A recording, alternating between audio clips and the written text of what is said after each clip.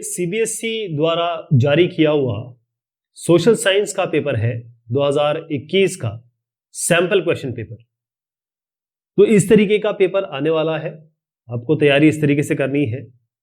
ये 3 घंटे का पेपर है और 80 मार्क्स है। इसमें 5 सेक्शन है, कुल मिला के 5 सेक्शन है और 32 क्वेश्चन है। इसमें 5 सेक्शन 32 क्वेश्चन।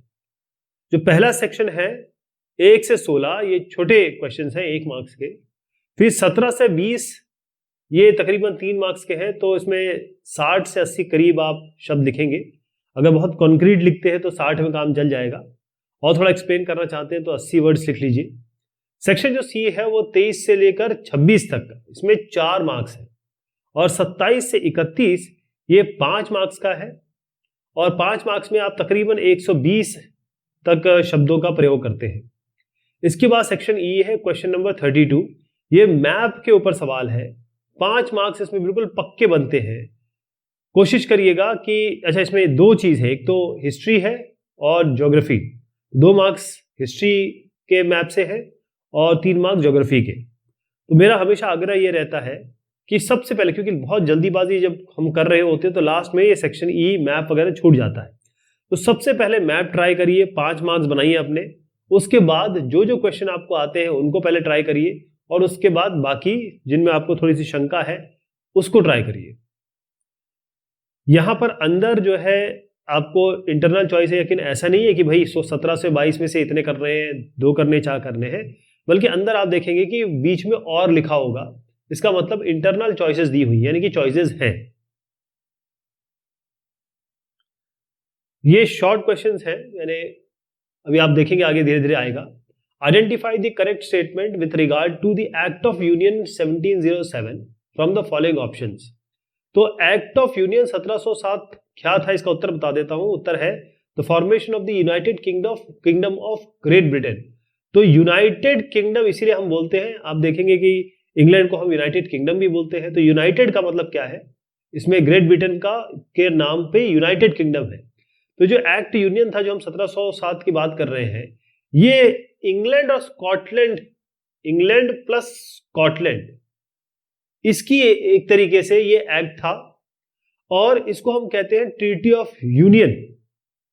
इसका मतलब ये है कि ग्रेट ब्रिटेन बनेगा, और यहां पर पॉलिटिकल यूनियन होगा किसका, जो ऑलरेडी, क्योंकि इंग्लैंड तो किंगडम था और स्कॉटलैंड भी किंगडम था, राजा रानी थे, इनका कंबाइंड एक्ट ऑफ यूनियन है। तो उत्तर क्या है, formation of the union kingdom of great Britain. Which of the following treaty recognized Greece as an independent nation?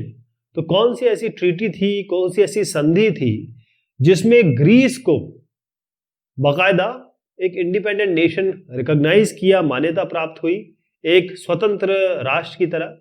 उत्तर इसका है डी, ट्रीटी ऑफ कॉन्स्टेंटिनोपल। तो ये जो ट्रीटी हुई थी, संधि हुई थी, इसी में ग्रीस को ग्रीस एक कंट्री है, अभी भी है, और इसको एक इंडिपेंडेंट नेशन की तरह, स्वतंत्र नेशन की तरह, स्वतंत्र राष्ट्र की तरह मान्यता प्राप्त हुई थी। जो ट्रीटी है कॉन्स्टेंटिनोपल की, ये कॉन्स्टेंटिनोपल कॉन्फ्रेंस हुई थी जो 1832 में शुरू हुई थी, और इसमें फ्रांस था, ब्रिटेन और रशिया जो उस समय के सुप्रीम पावर्स थे, और दूसरे साइड कौन था, ऑटोमन एम्पायर। आपको याद है टर्की और टर्की के आसपास जो एरिया बना, बहुत बड़ा एम्पायर बन गया था ऑटोमन एम्पायर। तो ये इनके बीच में बातचीत थी। Which of the following was the reason of calling off the non-cooperation movement? इसको हम NCM भी कहते हैं, कई बार NCM आप शब्द सुनेंगे, बाय गांधी जी। अब आप देखिए गांधी जी का मेन क्या एक जो संदेश था, वो ये था कि भाई कहीं भी हिंसा नहीं होगी, कहीं भी लड़ाई नहीं होगी, कहीं कोई झगड़ा नहीं होगा। अगर आपको कोई एक गाल पे मार रहा है तो दूसरा गाल आगे कर दीजिए, ठीक। तो ये सब चीजें गांधी जी ने कहा था कि हम जो भी करेंगे, हम बस कोऑपरेट नहीं करेंगे, मतलब आपके साथ हम कोई भी सहयोग नहीं देंगे। तो ये असहयोग आंदोलन था। लेकिन ऐसा कुछ कांड हो गया चौरी चौरा में कि गांधी जी को ये वापस लेना पड़ा, असहयोग आंदोलन। तो चौरी चौरा इंसिडेंट इसका उत्तर है। इसमें हुआ यह था कि करीबन 3000 से ऊपर जो फार्मर्स थे, पीजेंट्स थे, किसान, इनके ऊपर पुलिस एक स्टेशन है चौरी चौरा के जो लोग थे वहां के, उन पर गोलीबारी हुई या फिर उनको रोकने की कोशिश की गई।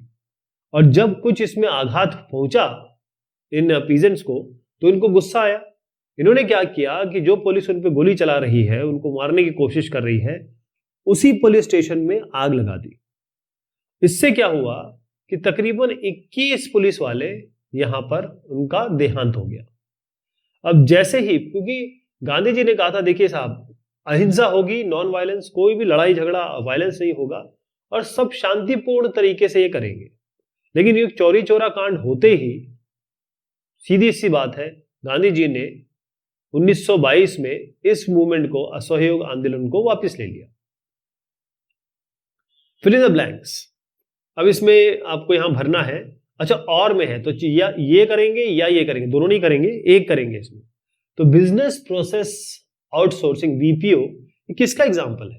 आप देखते हैं आईटी इंडस्ट्री, अगर आपका कुछ कंप्यूटर खराब होता है या आपके कंप्यूटर की मेंटेनेंस, क्योंकि आप तो सामान लेके आ जाते हैं, उस पास कोई दिक्कत आती है तो आप क्या करते हैं? आप कस्टमर केयर सेंटर पे बात करते हैं। और कस्टमर केयर सेंटर क्या होता है? यही तो है बिजनेस प्रोसेस आउटसोर्सिंग, ही तो है। तो ये है इंफॉर्मेशन टेक्नोलॉजी, इसका उत्तर है आईटी, इंफॉर्मेशन टेक्नोलॉजी। और अगर आप दूसरा चूज करते हैं, green revolution has helped dash industry to expand in different parts of India, तो यहां पर आपका इसको फर्टिलाइजर का नाम लेंगे। ग्रीन रेवोल्यूशन यानी कि जो हरित क्रांति हुई थी, उसमें यह हुआ कि जो फर्टिलाइजर इंडस्ट्री थी, वो बहुत सारे, पूरे देश में फर्टिलाइजर इंडस्ट्री बहुत बड़ी, क्योंकि अगर पैदावार करनी है तो फर्टिलाइजर चाहिए। जिस तरीके से हमारा खाद है, जैसे गोबर की खाद वगैरह, वो उतना काम नहीं कर पाते अगर आपको बहुत ज्यादा उत्पादन चाहिए तो यहां पर आप एग्रो भी कर सकते हैं, एग्रो बेस्ड इंडस्ट्री भी कर सकते हैं, वो भी सही होगा, ध्यान रखिएगा, ये भी सही है। Choose the correctly matched pair about the primitive cultivation in India from the following option. Primitive मतलब होता है पुरानी, या फिर कहे कि जो चली आ रही है, कन्वेंशनल, शुरुआत से चली आ रही है। कल्टीवेशन मतलब ये होता है पैदावार, है ना? तो पुरानी तौर पे जो पैदावार होती थी या होती है, वो कहां से चली आ रही है, इसमें सही बताना है आपको एक्चुअली। तो इसका उत्तर है ये दहिया, मध्य प्रदेश। तो ये दो तरीके के, मैं एक और नाम जोड़ देता हूं, हो सकता है ऐसे भी क्वेश्चन आ सकता है, ऐसे ये सब चीजें आपको पता होनी चाहिए। ये दहिया और साथ में मैं पोडू का नाम भी ले लूं, ये दो इस तरीके की कृषि के तरीके थे जो मध्य प्रदेश में, ये आपका एमपी में है। और अगर आपको पोडू का सवाल आता है तो एपी करेंगे आप। और ये कुछ, और ये इसलिए बता रहा हूं आपको कि दोनों एक जैसी प्रैक्टिसेस है। और ये थी झूमिंग, इसको कहते हैं झूमिंग या शिफ्टिंग कल्टीवेशन। झूमिंग का मतलब होता है, या इसे कहे स्लैश एंड बर्न। इसमें क्या होता है कि जो ट्राइबल लोग हैं, यानी जो गांव, ये जंगल के लोग होते हैं, ट्राइब्स, अलग अलग ट्राइब्स में, वो क्या करते थे कि भाई वो एक एरिया को जला देते थे। एक एरिया को जला दिया, यहाँ के पेड़ पौधे जल गए, उसके बाद वो राख बन गए, और इसी राख को इस्तेमाल करते थे वो अपने उसकी तरह, खाद की तरह, और यहीं पे उगाई करते थे। कल्टीवेशन कर लिया। जब एक बार कल्टीवेशन हो गया है, दो बार कल्टीवेशन हो गया, और इस जगह की उर्वरक क्षमता, यदि यानी कि पैदावार की क्षमता कम हो गई, तो दूसरी जगह गए, दूसरी जगह भी यही किया। इसी को हम शिफ्टिंग कह रहे हैं, क्योंकि शिफ्ट होने एक दूसरी जगह से, और कल्टीवेशन मतलब पैदावार, राइट। तो इस तरीके से आप दहिया को मध्य प्रदेश से मिलाएंगे। Fill in the blank. अब बार्ली जो है वो रबी क्रॉप है, कॉटन कपास खरीफ क्रॉप है, तो ऐसी कौन सी चीज है जो जैद क्रॉप है? ध्यान रखिएगा, क्यूक्यूम्बर कैसे, इसके बारे में हमने काफी लंबा डिस्कशन किया है। फिर मैं एक बार और थोड़ा इसको बता देता हूं आपको, ताकि आपके दिमाग में बैठ जाए एक बार और। जो खरीफ है, ये मानसून की क्रॉप्स है। खरीफ मतलब जिसमें पानी ज्यादा मांगती है।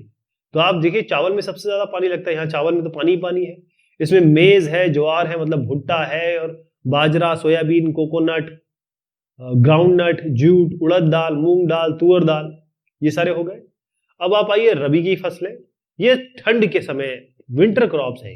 अक्टूबर से फरवरी, हमारे यहाँ क्या, अक्टूबर से फरवरी तक ठंड रहती है। अगर आप उत्तर भारत में देखें ना, खास तौर पर, तो यहाँ पर वीट, बार्ली, ग्राम, पीस, मस्टर्ड है, ये सरसों कह रहे हैं, सरसों। और ये हो गया। ज़ैद क्रॉप जो होती है ये गर्मी की क्रॉप है, यानी कि समर क्रॉप है। खरीफ और रबी के बीच का जो समय आता है, तो अगर आप देखेंगे कि ये वाटरमेलन इसमें आता है, इसमें मस्कमेलन है, क्यूकम्बर है, जो खीरा ककड़ी है वो आप खाते हैं इस समय, आप तरबूज खाते हैं, वेजिटेबल है, फॉडर क्रॉप्स है। इस तरीके से इसको याद रखेंगे तो क्यूकम्बर है इसका answer. Identify the soil with the help of the following features. अब आपको पहले बताया गया है तो red to brown in colour, लाल है और ब्राउन यानी भूरी, ठीक, मतलब काली मिट्टी नहीं है ये, राइट। तो कुछ समझ में आ रहा है। सैंडी इन टेक्सचर, अब सैंडी का मतलब ये हो गया थोड़ी सी पथरीली हो गई, और सलाइन इन नेचर यानी नमकीन तरीके की है, इसमें बहुत सारे सलाइन कंटेंट है। सलाइन मतलब होता है नमक।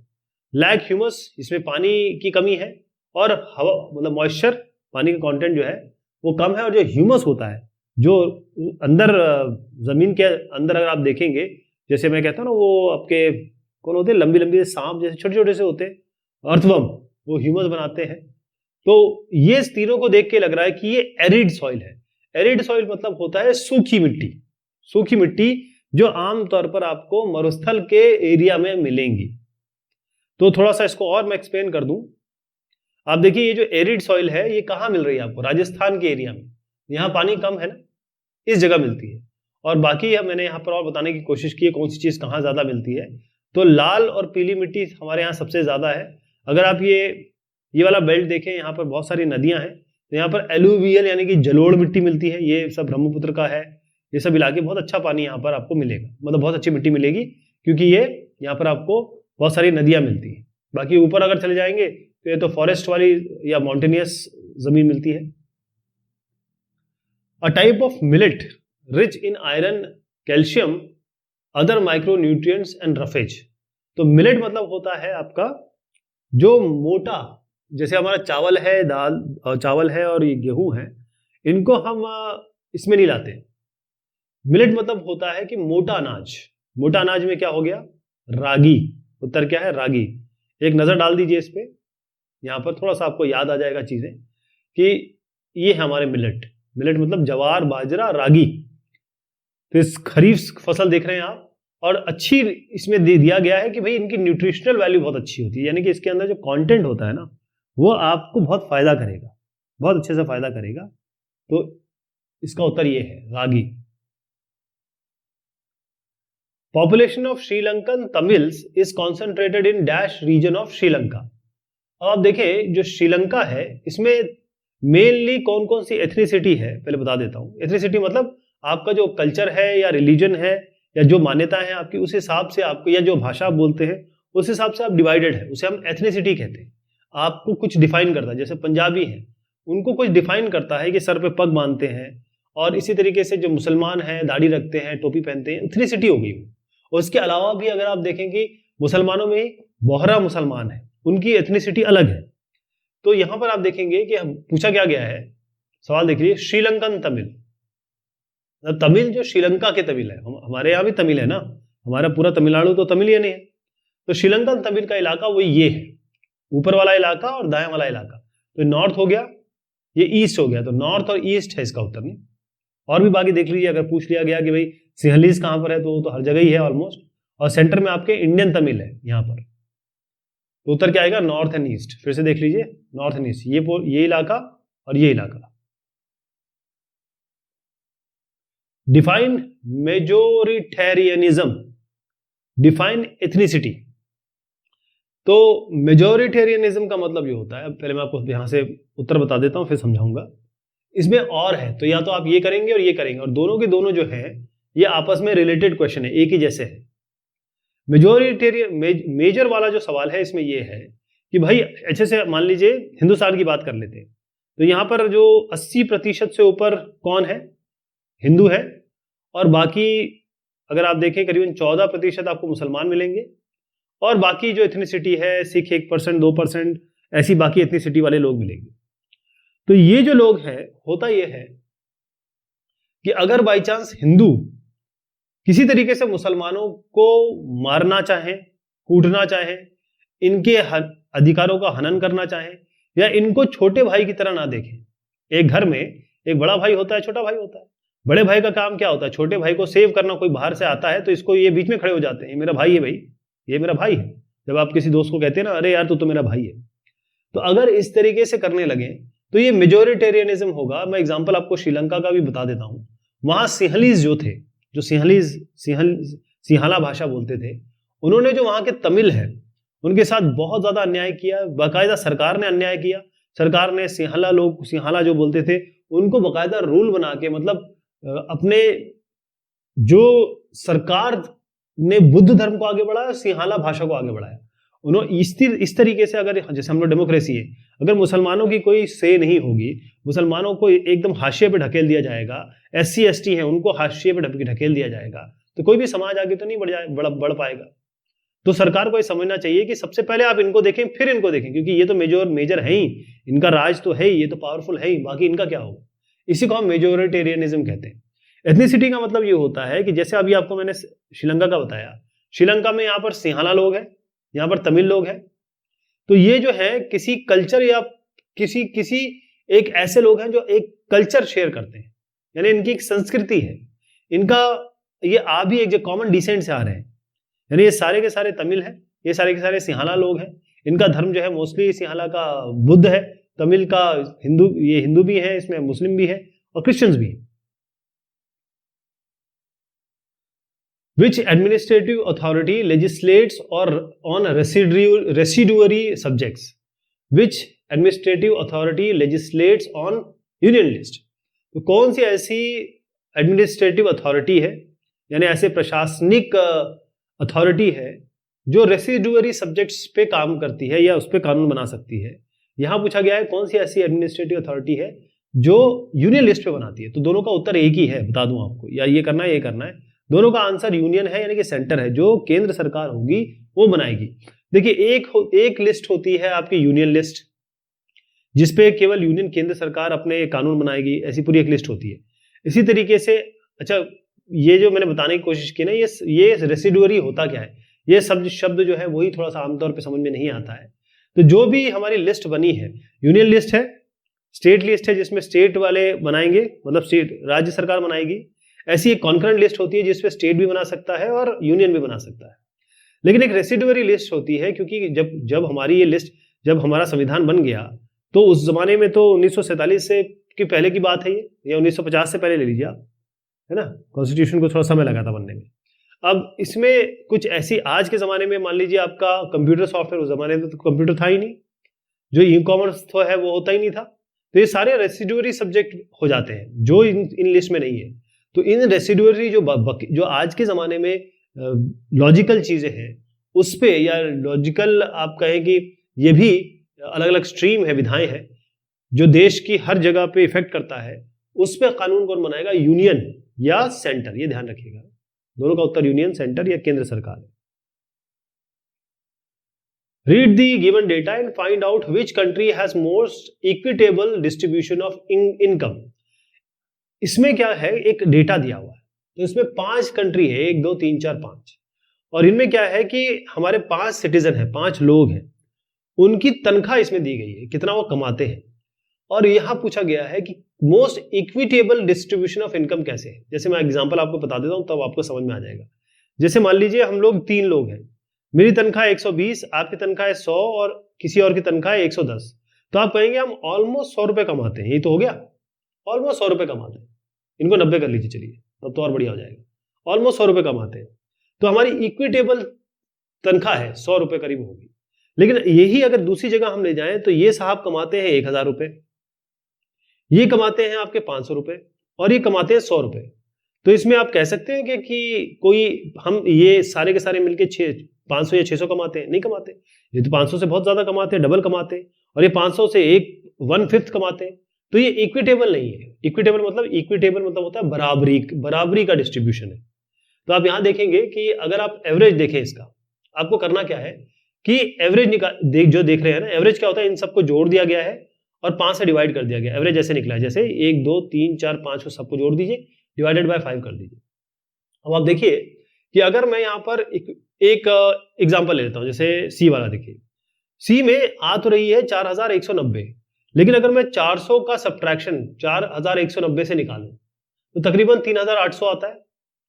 यहीं पर अगर मैं 7500 का इससे निकालूं, इसको मैं 4200 ही मान के चलता हूं, तो 7500 से इसको माइनस कर लीजिए, कितना बना आपका, ये हुआ 3300 के करीब बन गया है। ठीक, ये 3800 3300 एक जगह सही लग रहा है। लेकिन अब यहीं पर अगर आप 10,500 ले और 4200 से डिफरेंस मान ले, 10,000 को 10,000 मान लेते हैं, इसको 4000 मान लेते हैं, तो 6000 का डिफरेंस आ जाएगा। तो इक्विटेबल तो नहीं है ये। ऐसी बाकी में भी है, एक ही जगह ऐसा है जो कंट्री ए दिख रहे हैं, इसमें अगर आपको इसका डिफरेंस निकाले, इसका डिफरेंस निकाले, इसका डिफरेंस निकाले, इसका डिफरेंस निकाले, तो आमतौर पर ये बराबर आ रहा है, आमतौर पर बराबर आ रहा है। यानी कि सब, एक तो पहली चीज है, सब 10,000 से ऊपर वाले लोग हैं, कोई भी इसमें 10,000 से नीचे नहीं है, और मोस्टली 11,000 से नीचे, मतलब ये 10,000 11,000 के बीच में, ये 10,000 11,000 के बीच में, ये 11,000 ये 10,000 11,000 के बीच में, और ये 11,000 से जस्ट 200 रुपए ऊपर।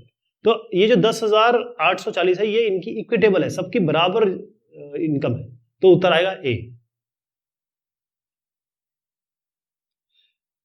Read the information given below and select the correct option. तो हमको ये पढ़ना पड़ेगा, थोड़ा समय लगाना पड़ेगा, तब हम इसको आराम से कर पाएंगे। तो देखिए, एक मोहन साहब है, ये जो मोहन है ये एग्रीकल्चर लेबर है, इसका मतलब ये काम करते हैं, ये कृषि क्षेत्र में मजदूरी का काम करते हैं। There are several months in a year where he has no work and needs credit to meet his daily expense. कई ऐसे मौके आते हैं जब इन पे काम नहीं होता, क्योंकि जब इन्होंने पैदावार या पौधे लगा दिए, उसके बाद वो जब तक बढ़ते हैं तब तक इनके पास कोई नहीं आता, जब इसकी कटाई होती है तब इनको बुलाया जाता है। कई ऐसे समय है जब इनके पास काम नहीं होता, तो फिर ये क्रेडिट लेते हैं, यानी कि लोन ले लेते हैं, पैसा ले लेते हैं अपने हर दिन का खर्चा चलाने के लिए।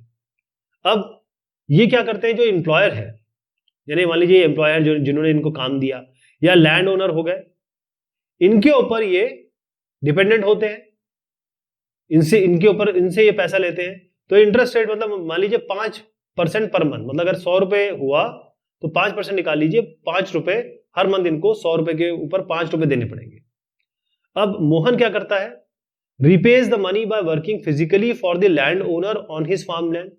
तो अब क्या हुआ कि यही जो जमीन है किसकी, इस लैंड ओनर की, उस पे ये काम करके ये 5 रुपए, या बेसिकली जो इसके ऊपर इंटरेस्ट चल रहा है, या यह कहे 105 रुपए जो इसको देने हैं हर महीने 5 रुपए देने हैं 100 पे।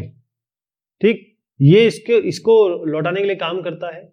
Over the arrear his date will be. अब देखिए, ये जो काम इसको मिलता है वो तो हमेशा नहीं मिलता, इसका मतलब हमेशा इसको पैसे लेने पड़ते हैं, और हमेशा पैसे लेने पड़ते हैं तो हमेशा इसके ऊपर ये बोझ आता है इंटरेस्ट का, हमेशा इस इंटरेस्ट को ये पे करना पड़ता है, और फिर वो काम करना पड़ता है, फिर अगले महीने अगले साल फिर वही कहानी। इसका मतलब ये डेट, इसको डेट कहते हैं, डेट मतलब जो इन्होंने पैसा ले लिया, DEBT होता है, डेट ट्रैप कहते हैं इसको। डेट ट्रैप का बड़ा क्लासिकल एग्जांपल है। तो इसका उत्तर ये होगा increase, because of increasing interest, क्योंकि ये इंटरेस्ट ऐसा नहीं होता, ये तो बढ़ता चला जाता है, कहते हैं असल से ज्यादा सूद हो जाता है, सूद इंटरेस्ट होता है। तो ये बढ़ता रहता है क्योंकि वो पेमेंट तो नहीं कर पा रहे, वो काम कर रहे हैं लेकिन उनको पैसा भी तो देना है, पैसा उनको देना है, लेकिन वो बेचारा इंटरेस्ट बढ़ जाता है। जब तक वो इंटरेस्ट होता, जो मेन पैसा उतारने को शुरू करते हैं तो इंटरेस्ट और बढ़ जाता है, तो ये हमेशा इसमें फंसे रह जाते हैं। एक और इसमें सवाल है, most of the agriculture labourers like Mohan depends upon loan from informal sector, which of the following statement about this sector is correct. देखिए, एक होता है फॉर्मल सेक्टर, एक होता है इनफॉर्मल सेक्टर। इसका केवल ये मतलब है कि फॉर्मल सेक्टर होता है जैसे बैंक हो गया, कोऑपरेटिव हो गया, इसमें क्या होता है कि लोन की दर, ये कहें कि अगर आप लोन लेने जाएंगे तो इसमें इंटरेस्ट की दर कम होती है, और सरकार इसको जानती है, सरकार के कंट्रोल में है ये। लेकिन इनफॉर्मल सेक्टर, जैसे आप गए, आपने दोस्त से पैसे ले लिया, किसी साहूकार से पैसे ले लिया, क्योंकि अगर रात को आपको पीड़ा हुई, कोई दिक्कत हुई, आपके घर में कोई दिक्कत हो गई, तो सीधा गए और साहूकार ने आपको पैसे दे दिए। यहाँ पर हो सकता है आप 5% पे लोन ले रहे हो, या आपको 20% पे दे दे, 15% पे दे, तो आपको यहाँ इंटरेस्ट बहुत ज्यादा लग जाता है। अब पूछा इन्होंने क्या है, कौन सा करेक्ट है इन्फॉर्मेशन इस सेक्टर के लिए, इनफॉर्मल सेक्टर के लिए। तो उत्तर इसका ये है, cost of informal loans to the borrower is quite high. इनका जो रेट होता है वो बहुत ज्यादा होता है, क्योंकि तो मनमाना है। आप जाएंगे, आपको पैसा चाहिए तो उस इंटरेस्ट पे ले लीजिए, और जब आपको पैसा चाहिए होता है, जब घर में कोई आपदा आती है, दिक्कत आती है, तो आपको पैसा चाहिए होता ही होता है, तो उसके लिए आप ये नहीं देखते कि भाई आज हमको जान बचानी है, बाद में देखेंगे कितना कितना रीपे करेंगे, क्या करेंगे। Which one of the following options describe collateral. Collateral का मतलब ये होता है, जैसे एक पिक्चर आई थी कोलैटरल डैमेज, याद होगा आपको, लेकिन यहां पर कोलैटरल का मतलब अलग है। आप मान लीजिए किसी के पास गए, ये दोनों एक दूसरे को नहीं जानते, आप कहेंगे भाई साहब हमें पैसे दे दीजिए, वो कहेंगे हम तो आपको जानते नहीं, हम आपको कैसे पैसा दें। अच्छा, आप बोलेंगे एक काम करिए, मेरी घड़ी और मेरा चेन रख लीजिए, मेरा मोबाइल रख लीजिए, तब मुझे पैसे दे दीजिए। तो ये जिस तरीके से आम तौर पे होता है जनरल लाइफ में, वही वहां पर आप जब बैंक में जाते हैं तो बैंक वाला भी आपको जानता नहीं, वो आप पैसे लेके भाग गए, आपने पैसा नहीं दिया तो क्या क्या करेगा बैंक, कहाँ जाएगा आपके पीछे, है ना। उसके लिए आपको एसेट रखना पड़ता है कि ये लीजिए मेरे जमीन का पेपर, ये ले लीजिए मेरे जायदाद का पेपर, और अगर आपके पास इतना पैसा है कि आप रीपे कर पाए, जैसे आप 100 रुपए आप पैसा ले रहे हैं, आप 50 रुपए भी वापस नहीं कर पा सकते हैं, तो सर आपको बैंक 100 रुपए क्यों देगा।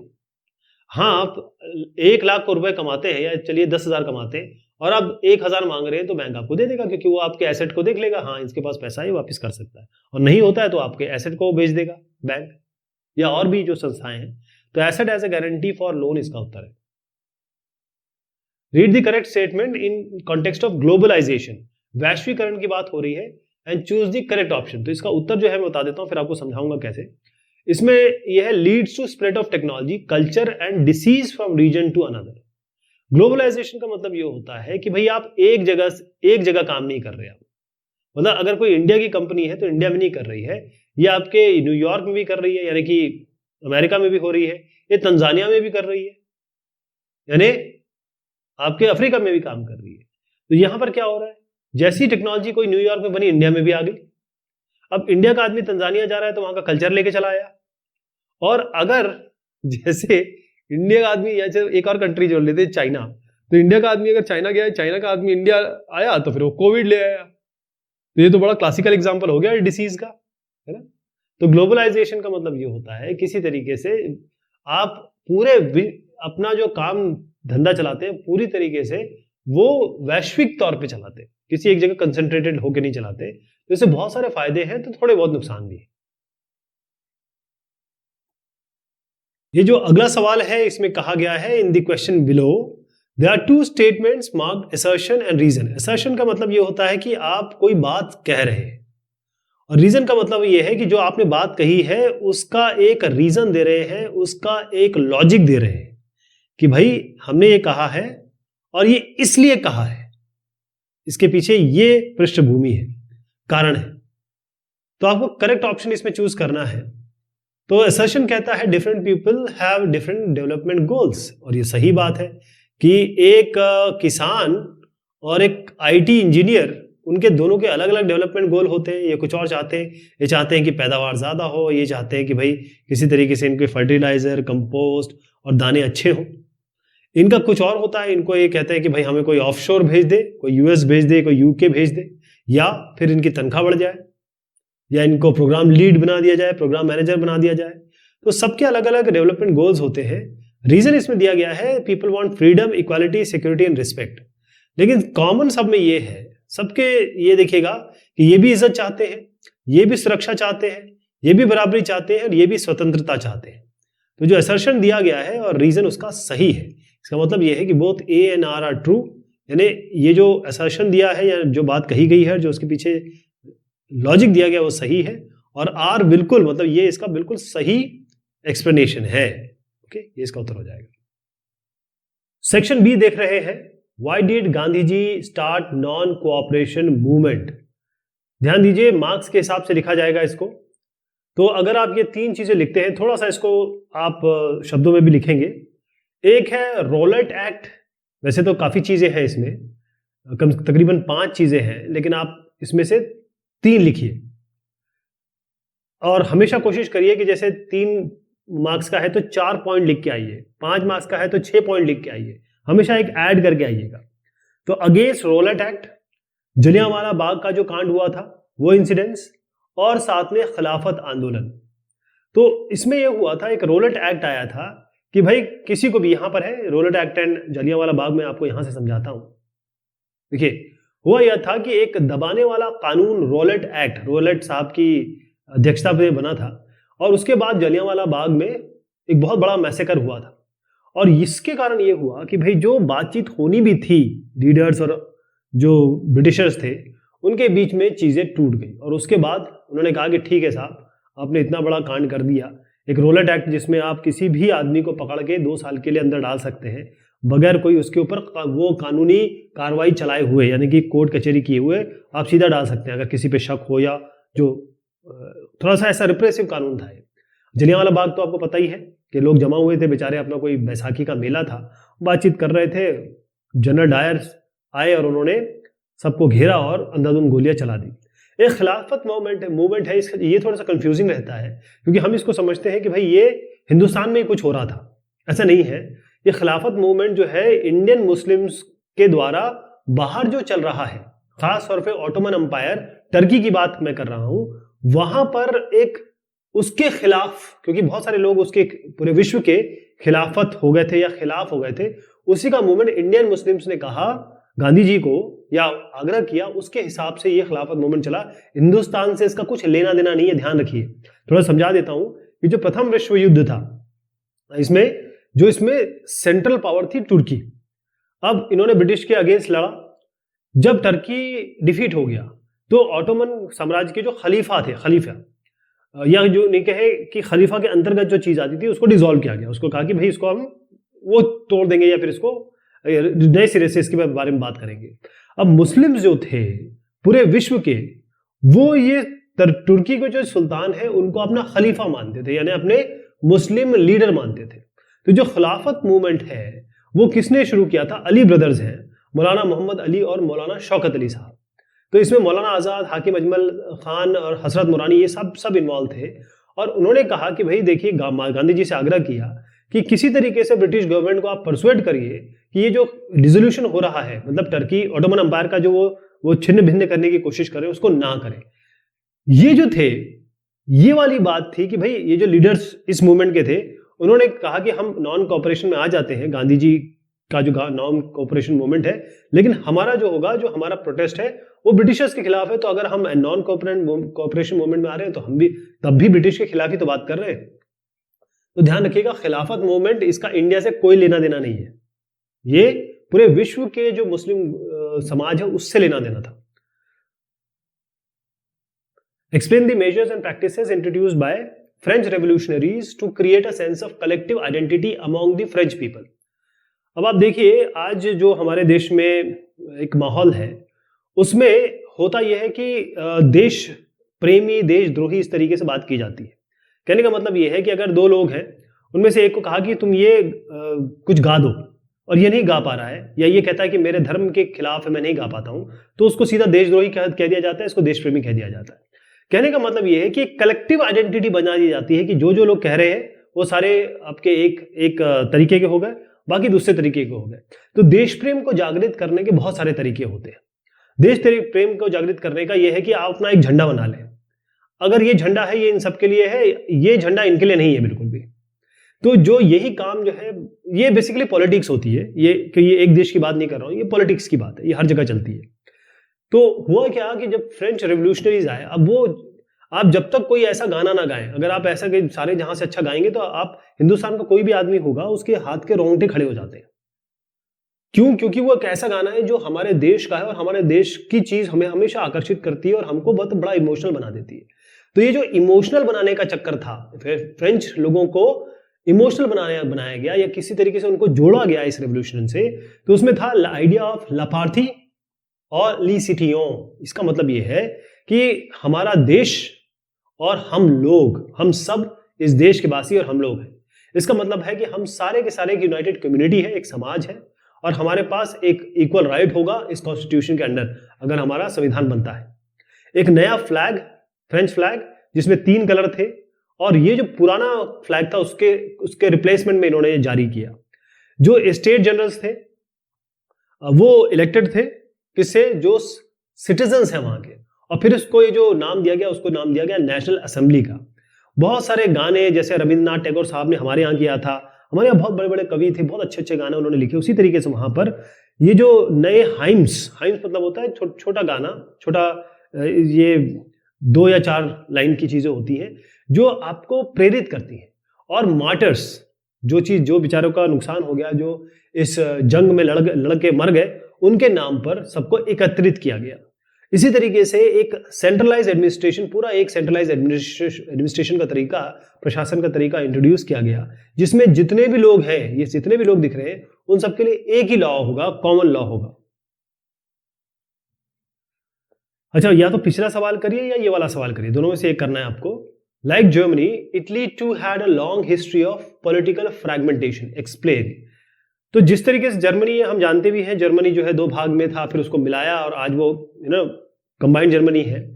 तो Italy has had a long history of political fragmentation, explain. तो इसमें काफी सारी चीजें आती हैं। इसमें कुछ चीजें आपको जो लिखनी वो ये है कि बहुत सारे ऐसे डायनेस्टिक स्टेट थे। इटली था तो, लेकिन ये बहुत सारे डायनेस्टिक, इसका राजा अलग, इसका राजा अलग, इसका राजा अलग। जो सार्डिनिया पीडमंट, ये was ruled by an Italian princely house. जो ये मेन सार्डिनिया पीडमंट था, वो तो प्रिंसली हाउस, इटली का एक प्रिंसली हाउस उसके कंट्रोल में था सार्डिनिया। इटली वॉज यूनिफाइड 1861 में, इसको इटली को यूनिफाई किया गया। और जो विक्टर इमैनुअल II है, इनको कहा गया कि ठीक है साहब, ये है अब जो इटली कंबाइन हो गया, इसके किंग है, ये राजा है। यहां पर मेज़नी की बात हुई है, जो गियुसेप मेज़नी है, इन्होंने क्या किया कि भाई एक प्रोग्राम रखा सामने, ताकि वो बता सकें कि भाई ये हमारा कंबाइंड इटालियन रिपब्लिक है। जो इटली मिला या यूनिफिकेशन हुआ, ये एक बार नहीं हुआ, काफी लड़ाइयां लड़ी गई इसके लिए, राइट। बहुत जबरदस्त यहां पर राजनीतिक काम हुआ, डिप्लोमेसी हुई। फ्रांस भी था इसमें चीफ मिनिस्टर जो थे वो आपके केवर, उनका भी रोल था, और गैरीबाल्डी ये भी साथ में आए। तो यहां पर अगर मैं सिलसिलेवार तरीके से बताऊं आपको, तो हुआ ये कि 1830 की मैं बात करता हूं, मेज़नी और बहुत सारे लोग थे, उन्होंने कहा कि यह सोचा कि इटली को यूनिफाई होना है। तो इन्होंने क्या किया कि एक सीक्रेट सोसाइटी बनाई, यंग इटली, लेकिन वो टूट गई, मतलब वो फेल हो गई। तो रिस्पॉन्सिबिलिटी जो थी वो इसके सार्डिनिया पिडमेंट, जिसकी मैंने अभी बात कर थी, कि उसके रूलर थे विक्टर इमैनुअल II, कि भाई अब ये है कि अब कंबाइन करना है इटली को। ऑस्ट्रियन फोर्सेस थे, इनको हरा दिया गया 1859 में। इसके अलावा जो SP है, यानी कि सार्डिनिया पिडमेंट, बहुत सारे वॉलंटियर्स ये भी इसमें आ गए थे, क्योंकि गियुसेप गैरीबाल्डी यहां पर जब ये आए तो उनके साथ बहुत सारे वॉलंटियर्स थे, वो भी आ गए इसमें। 1860 ये गए साउथ इटली, और इन्होंने जो स्पेनिश रूलर थे उनको हराया। 1861 में जो विक्टर इमैनुअल है, जैसे मैंने आपको बताया यहां पर, इनको इटली का किंग घोषित कर दिया गया। 1830s के बारे में बताता हूं आपको कि जो गियुसेप मेज़नी है, वही उनका एक, उन्होंने ऑलरेडी प्रोग्राम तैयार कर लिया था कि भाई यूनिटरी इटालियन रिपब्लिक कैसे होगा, कंबाइंड जो हमारा इटली होगा वो कैसे होगा। और उसके बाद जैसे मैंने कहा कि भाई यंग इटली जो है, वो एक और चीज उन्होंने शुरू की थी। तो ये इसका उत्तर इस तरीके से आप लिखेंगे, suggest and explain any 3 ways to protect land from degradation in various states of India. Land degradation का मतलब है, देखिए आपको ये बात समझना होगा, सवाल जवाब तो छोड़िए, जो जमीन होती है, इस जमीन के ऊपर ही सब होता है। चाहे आप खाने की बात करें, सारी पैदावार, सारी कृषि इस पे होती है, सारे पेड़ पौधे जंगल इसी पे उगते हैं, आपको सारा सामान यहीं से मिलता है, आप आना जाना इस पे करते हैं, आप यहां से खनिज निकालते हैं, आप अपने घर इस पे बनाते हैं, सारा काम यहीं पे करते हैं। तो ये जो लैंड डिग्रेडेशन का मतलब ये है कि अगर जमीन का ह्रास हो रहा है, ह्रास कर रहा हूं, ह्रास मतलब होता है नुकसान, इस लैंड का नुकसान हो रहा है, ये जमीन हमारे हाथ से जा रही है, किसी तरीके से इस तरीके की हो गई कि अब हम उसका उपयोग नहीं कर सकते, यहाँ पेड़ नहीं उग सकते, पौधे नहीं उग सकते, इसका उपयोग नहीं हो सकता, इसी को हम लैंड डिग्रेडेशन कहते हैं। तो ये चीज अगर आपके दिमाग में रहेगी तो आप उत्तर इसका दे पाएंगे कि कैसे हम इस चीज को रोके, इस लैंड डिग्रेडेशन को रोके। तो पहली चीज तो है आपको पौधे अगर उगाने पड़ेंगे, पेड़ उगाने पड़ेंगे। पेड़ जो है वो क्या करता है, पेड़ की जड़ें होती हैं, ये मिट्टी को बांध के रखती है। अगर मान लीजिए ये थोड़ा सा ये एंगल पे है, पानी यूं आ रहा है, तो पेड़ तो बांध के रखा हुआ है इसने मिट्टी को, और ऐसे बहुत सारे पेड़ है, तो मिट्टी नहीं जा पाएगी, मिट्टी ये पानी इसको नहीं ले जा पाएगा। और जो ऊपर वाली मिट्टी है वो उर्वरक मिट्टी होती है, उसमें फर्टिलिटी होती है, वो चला गया तो सब चला गया। इसके अलावा ग्रेजिंग हम करते क्या है कि अगर ये हमारे पौधे लगे हुए हैं और यहाँ पर हमने बहुत सारे जानवर छोड़ दिए, तो ये पूरा खा जाएंगे, तो ये फिर नंगी मिट्टी हो जाएगी। अब हवा आएगी तो ये उसको उड़ा के ले जाएगी, मतलब ऊपर की परत को उड़ा के ले जाएगी। तो आपको जो ग्रेजिंग है पशु चारण इसको कम से कम करना पड़ेगा। इसके अलावा आपको शेल्टर बेल्ट्स लगाने होंगे।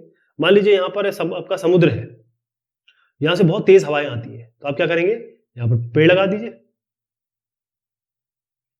आपको बेसिकली जो हवा है ना, इसको रोकना है, इसकी स्पीड को रोकना है, क्योंकि जो लैंड डिग्रेडेशन होता है वो हवा से भी होता है, पानी से भी होता है और ग्लेशियर से भी होता है। इसके अलावा आपको जो सैंड ड्यून्स है, मतलब अगर आप मरुस्थल में चले जाएं तो बहुत हवा तेज चलती है तो पूरा सैंड उड़ के चला जाता है। वहां पर जो थॉर्नी ब्रशेस है, बेसिकली वहां के जो पौधे हैं वो लगे रहने चाहिए। जो माइनिंग एक्टिविटी हम कर रहे हैं, यानी हम खदान खोद तो देते हैं, खदान आपने खोदा वहीं पहले तो नुकसान कर दिया आपने, उसके बाद आप यहाँ से ऐसे छोड़ के चले जाते हैं, तो ये तो खदान जो जैसी रह गई, मतलब ये जमीन ये बेकार हो गई, किसी चीज के लिए उपयोग नहीं हो सकती अभी। तो माइनिंग एक्टिविटी जो जमीन से हम जमीन का सीना चीर के जो सामान निकाल लेते हैं अपने फायदे के लिए और उसको वैसे ही छोड़ देते हैं, वो गलत है, राइट। इसके अलावा जितने भी वेस्ट निकल रहे हैं, चाहे वो इंडस्ट्रियल वेस्ट हो, चाहे वो होम वेस्ट हो, आपके घर से जो निकल रहा है, उसको पूरा ट्रीटमेंट करके आप वापस पानी में छोड़िए या फिर जमीन में छोड़िए।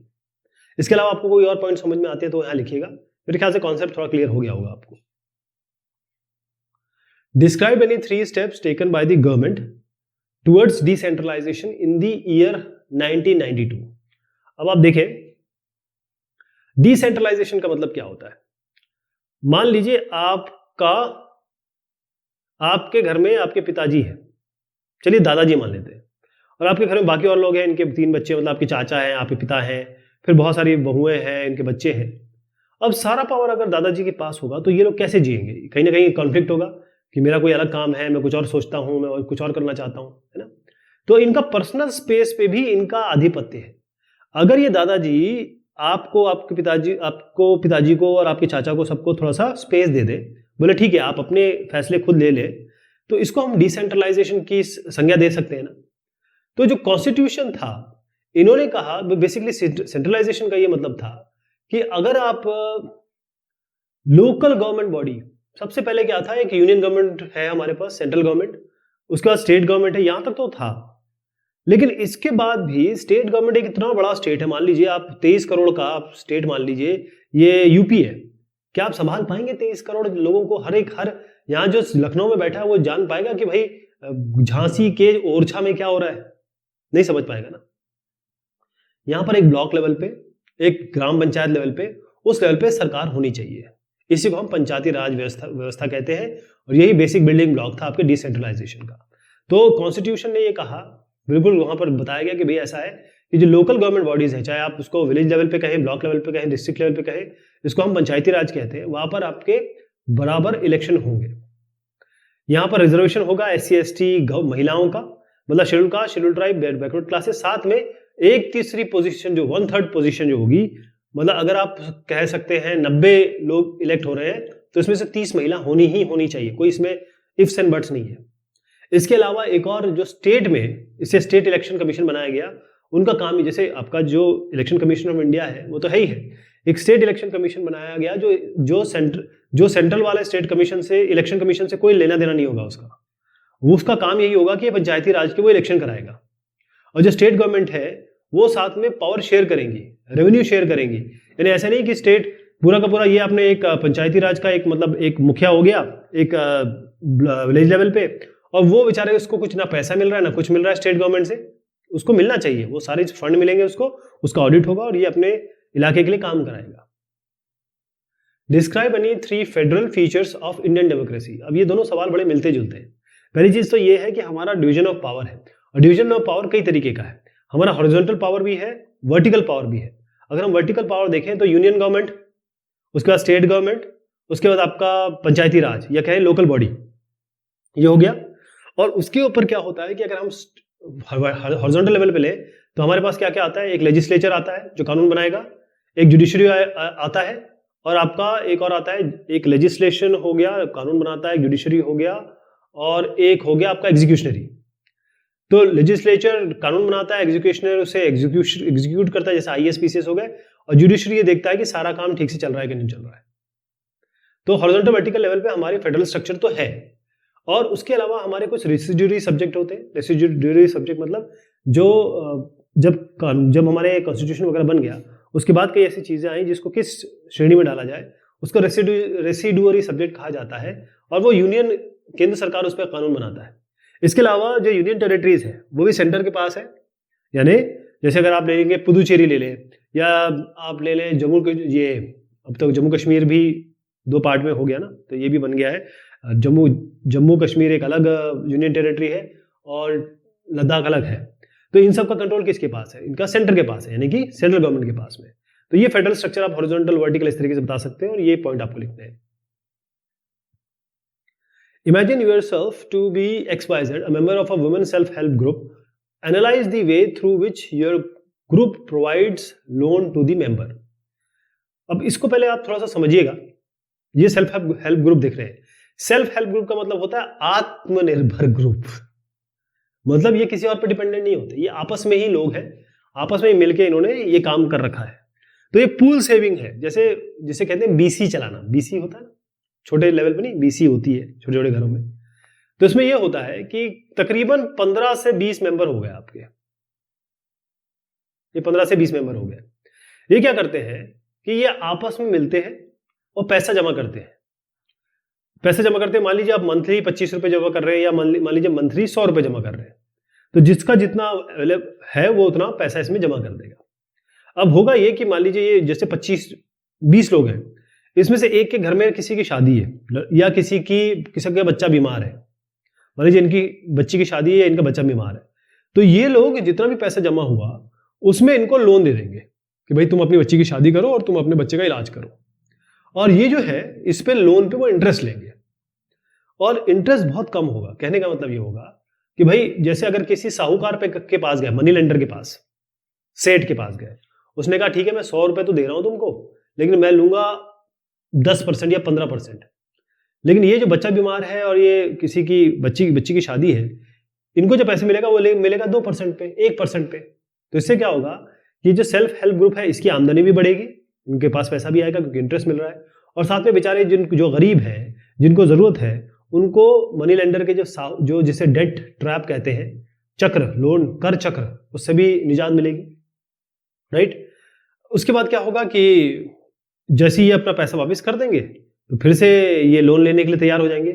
इसको हम सेल्फ हेल्प ग्रुप कहते हैं। इस तरीके से कोऑपरेटिव्स भी बनती है। कोऑपरेटिव भी यही सेल्फ हेल्प ग्रुप बन के इतने बड़े हो गए कि फिर वो आगे जाके कोऑपरेटिव बन गए। The issue of sustainability is important for development. Examine the statement. Sustainability, अगर आपको विकास करना है तो सस्टेनेबिलिटी बहुत जरूरी है। इसका उत्तर इस तरीके से समझिए कि आप है, आपका बेटा है और आपके पिताजी है। मतलब अगर आप ए है, बी इनके पिताजी है, सी इनके पिताजी है। अब इन्होंने क्या किया, इनके पास 100 रुपए थे, इन्होंने क्या किया, 10 रुपए खर्च किए, 90 रुपए बचाए और 90 इनको दे दिए। यहां 90 रुपए इनके पास थे, इन्होंने क्या किया, 80 खर्च कर दिए, 10 आपको दिए। अब आपके पास जो नया आएगा जनरेशन, उसको आप क्या दे पाएंगे? इस 10 में से क्या दे पाएंगे? ये जो 100 रुपए है, ये 100 रुपए नहीं है, ये रिसोर्सेस हैं पृथ्वी के। ऑयल, खनिज तत्व, ये सारी की सारी चीजें जो होती हैं वो ऐसी हैं जो हमारे पास तो हैं, और अगर आज हम इसे खर्च कर दें तो हम आगे क्या दे पाएंगे। तो ये जो सी है, इसने इतना अच्छा काम किया कि इसने केवल 100 में से 10 अपने पास रखा या यूज किया पूरी जिंदगी, लेकिन 90 पास ऑन कर दिया। तो इससे क्या हुआ कि अगर ये पीढ़ी दर पीढ़ी चलते रहते 10-10 खाते खाते, तो ये जमाने भर तक आगे बढ़ जाते।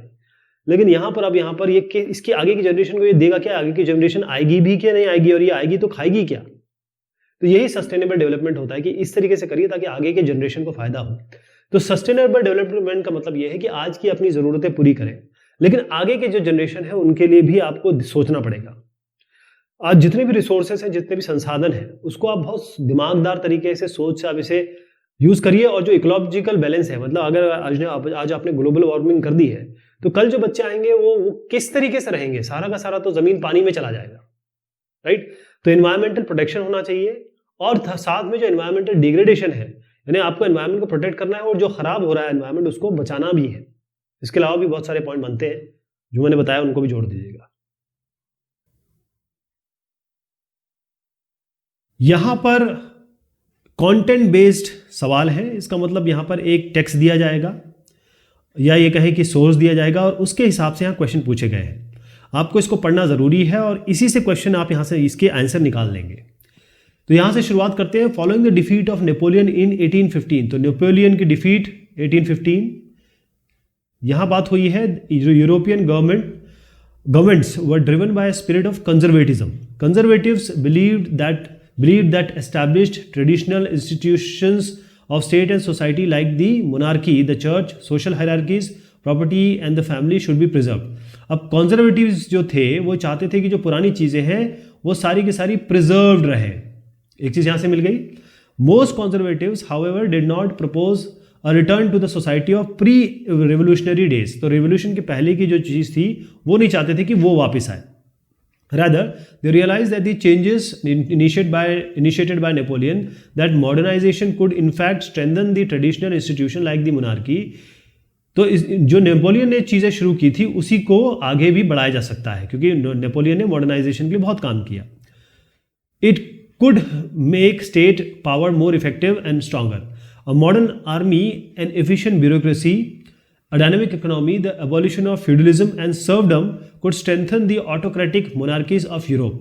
तो ये जो चीज़ें हैं कि भाई एक नई आर्मी हो, नई नई चीज़ें हो, उससे यूरोप और आगे बढ़ेगा। 1815, representative of the European powers who had collectively defeated Napoleon met at Vienna to draw up settlement of Europe. तो अब जिन्होंने नेपोलियन को हराया था वो सब आपस में मिले और यहाँ पर एक वियना में मिले। कहाँ मिले? ये इसका भी सवाल आने वाला है। वियना में मिले और फिर आगे की बात हुई। तो Congress was hosted by Austrian chancellor Duke Metternich. तो इसकी कहें कि होस्ट किसने किया था इस मीटिंग को? ड्यूक मेटरनिक साहब ने। The delegates Drew up the treaty of Vienna. तो 1815 में ट्रीटी ऑफ वियना हुई थी या वियना की संधि, with the object of undergoing most of the changes that had come about in Europe during the Napoleon war. Napoleon war में जो जो चीज़ हुई थी उस चेंजेस के हिसाब से आगे क्या करना है। द बर्बन डायनेस्टी, अब जो बर्बन डायनेस्टी है which had been deposed during the French revolution में जो बर्बन डायनेस्टी है उसको हटा दिया गया था, वॉज रिस्टोर्ड टू पावर। अब वो पावर पे आ गई दोबारा। And France lost the territories it had annexed under Napoleon. तो फ्रेंच के पास अब वो टेरिटरीज नहीं रही जो नेपोलियन के अंडर में उन्होंने कैप्चर की थी। A series of states were set up on the boundaries of France to prevent French expansion in future. तो फ्रांस जितना आगे बढ़ गया था उस तरीके से अलग अलग बाध्यताएं या फिर कहें बाउंड्री लगाई गई या तरीके अपनाए गए। क्लियर है? अब इसको पढ़ने के बाद आप इसको अगर सवालों को देखेंगे तो आपको बहुत फटाफट जवाब मिल जाएगा।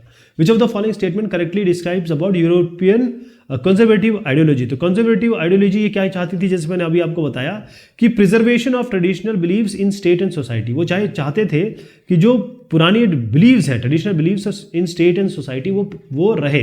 तो आप अगर यहाँ देखेंगे तो यहाँ क्लियर दिखाई देगा कि conservative believed should be preserve. क्या प्रिजर्व करना चाहते थे? वो चाहते थे जो ट्रेडिशनल इंस्टीट्यूशन है। तो यहाँ जो ट्रेडिशनल की बात ही आ गई तो यहीं से आप इसका उत्तर समझ सकते हैं। तो सारे सवाल आपको यहीं से मिल जाएंगे। Identify the purpose of to convene the Vienna of Congress इन 1815 फ्रॉम द फॉलोइंग ऑप्शन। तो 1815 में जो वियना में ट्रीटी हुई थी, संधि हुई थी, उसका मेन कारण क्या था? तो यहाँ जो हम देखेंगे कि to restore conservative regime in Europe. यहाँ पर यूरोप में कंजर्वेटिव जो क्योंकि कंजर्वेटिव्स की ही बात हो रही है ना, यहाँ पे उन्हीं की बात से शुरुआत हुई है, तो उन्हीं की जो रजीम है, उनका जो कहें कि शासन है, वो यूरोप में काबिज हो जाए। अगला पूछा गया what did conservatives focus on at the Congress of Vienna. तो यहाँ पर कंजर्वेटिव किस चीज़ पे ज़्यादा ध्यान दे रहे थे कांग्रेस जो वियना की ट्रीटी हुई? तो इसका उत्तर है आपका a, to reestablish peace and stability in Europe. यहाँ पर भी हमने देखा कि वो बेसिकली ये चाहते थे कि जो भी चीज़ जो चल रही है, चाहे आप यहाँ पे देखिए एवोल्यूशन ऑफ फ्यूडलिज्म, सर्फडम, तो जो आगे की चीज़ है वो ये चाहते थे कि भाई जितनी जो लड़ाई झगड़ा हो चुका और यूरोप जो अनस्टेबल रहा उसको वो बराबर उस लेवल पे ले आए कि अब ये सब चीज़ें ना रहे। अगली चीज़ पूछी गई है how did the Congress of Vienna ensure peace in Europe. तो किस तरीके से वो पीस इस्टेब्लिश कर सकते थे? अब इसमें उत्तर आएगा आपका ये सी वाला, laying out a balance of power between the great powers in Europe. तो यूरोप में जितनी भी पावर्स थी, ये यहाँ पर आप देखेंगे इसका उत्तर आ रहा है कि भाई जितनी भी पावर्स थी वो बराबरी से डिवाइड की जाए या फिर सब एक बैलेंस ऑफ पावर हो गया रहा था कि जिस तरीके से नेपोलियन के रिजीम में चीज़ें बन गई थी वो एकाधिकार होने जा रहा था या फिर वो आगे ही बढ़ता चला जा रहा था। तो उस चीज़ को समझ के इन्होंने कहा कि देखिए अगर अब बराबरी होगी, बैलेंस होगा, तब काम बनेगा। तो यहां पर सी इसका उत्तर आएगा। अब यहां पर आपका एक और टेक्स्ट है और उसके हिसाब से हम उत्तर देखेंगे। अब देखिएगा, manufacturing industries not only help in modernising agriculture which forms the backbone of our economy, they also reduce the heavy dependence of people on agriculture income by providing them jobs in secondary and tertiary sectors. तो primary, secondary और tertiary ये 3 level होते हैं। इसको समझना जरूरी है कि बहुत आगे भी क्वेश्चन इस तरीके के आए हैं। तो प्राइमरी, सेकेंडरी, टर्शरी मतलब जो भी एग्रीकल्चर से आती चीज़ें हैं डायरेक्ट, जैसे एग्रीकल्चर किया आपने या आप ये कहें कि जो खनिज निकाला आपने, ये सब प्राइमरी आता है, ये सब प्राइमरी है। सेकेंडरी क्या होता है? मैन्युफैक्चरिंग जहाँ हो रही है, जो भी मैन्युफैक्चरिंग हो रही है, क्योंकि उसका जो इनपुट आता है वो कहाँ से आता है? वो प्राइमरी से आता है। उसके अलावा इसको जो सपोर्ट करने के, जैसे बैंकिंग सेक्टर हो गया, आईटी सेक्टर हो गया, ये सारे टर्शरी सेक्टर आते हैं। तो मैन्युफैक्चरिंग इंडस्ट्री एक तो एग्रीकल्चर को तो आगे बढ़ा ही रही है, साथ में ये जो डिपेंडेंस थी बस एग्रीकल्चर की, एग्रीकल्चर पे, एग्रीकल्चर प्रोडक्ट पे, उसको भी कम कर रही है, क्योंकि ये सेकेंडरी पे भी जॉब दे रही है, टर्शरी पे भी जॉब दे रही है। कौन? Manufacturing industries. Industrial development is a precondition for eradication of unemployment and poverty from our country. अब जितने भी लोग यहाँ पर काम कर रहे थे, जब आदमी, अब ये देखिए कि जहाँ 5 आदमी काम करना है, वहाँ पर 10-10 लोग लगे हुए हैं एग्रीकल्चर सेक्टर में। तो बेरोजगारी वो समझ नहीं रहे हैं, लेकिन बेरोजगारी है और कई लोग बेरोजगार वैसे भी हैं। तो बेरोजगारी और पॉवर्टी को हटाने के लिए सबसे अच्छा तरीका है। This was the main philosophy behind public sector industries and joint sector ventures in India. तो जो गवर्नमेंट की इंडस्ट्रीज थी या फिर कंबाइंड जॉइंट वेंचर होता है जिसमें प्राइवेट और पब्लिक दोनों हो, प्राइवेट प्लेयर्स भी हो, ये इस कारण से आया था। It was also aimed at bringing down regional disparities by establishing industries in tribal and backward areas. जो ऐसे जनजातीय क्षेत्र है या जो पिछड़े क्षेत्र है, वहाँ पर भी जो डिस्पैरिटी हो गई थी, भाई कहीं बहुत अच्छा जगह है, कहीं बहुत बुरी जगह है, कहीं डेवलपमेंट है, कहीं नहीं है। तो export of manufactured good expands trade and commerce and brings in much needed foreign exchange. तो अगर एक्सपोर्ट करेंगे, जो सामान आप बनाएंगे वो बाहर जाएगा तो आपको पैसे भी मिलेंगे, फॉरेन एक्सचेंज भी आएगा। Country is that transform their raw material into wide variety of finished goods of higher value are prosperous. तो जो उनके पास होता है, जो भी वो प्रोड्यूस करते हैं, जैसे किसी के पास कोको होता है, वो कोको का कॉफ़ी बना के जब वो बेचते हैं बाहर, तो फिर वो बहुत प्रॉस्परस हो जाते हैं, मतलब उनके पास पैसा आता है। India's prosperity lies in increasing and diversifying its manufacturing industries as quickly as possible। तो यही तरीका इंडिया को भी अपनाना चाहिए। Agriculture and industry are not exclusive of each other. Agriculture और इंडस्ट्री, अगर एग्रीकल्चर नहीं होगा तो इंडस्ट्रीज किस पे काम करेगी? अगर आपको मैंगो जूस बनाना है या फ्रूटी बनानी है या मैगी बनानी है, तो वो कहाँ से आएगी? वो तो एग्रीकल्चर से ही आएगी ना। इसलिए वो एक्सक्लूसिव, नॉट एक्सक्लूसिव, मतलब दोनों एक दूसरे पर डिपेंडेंट है।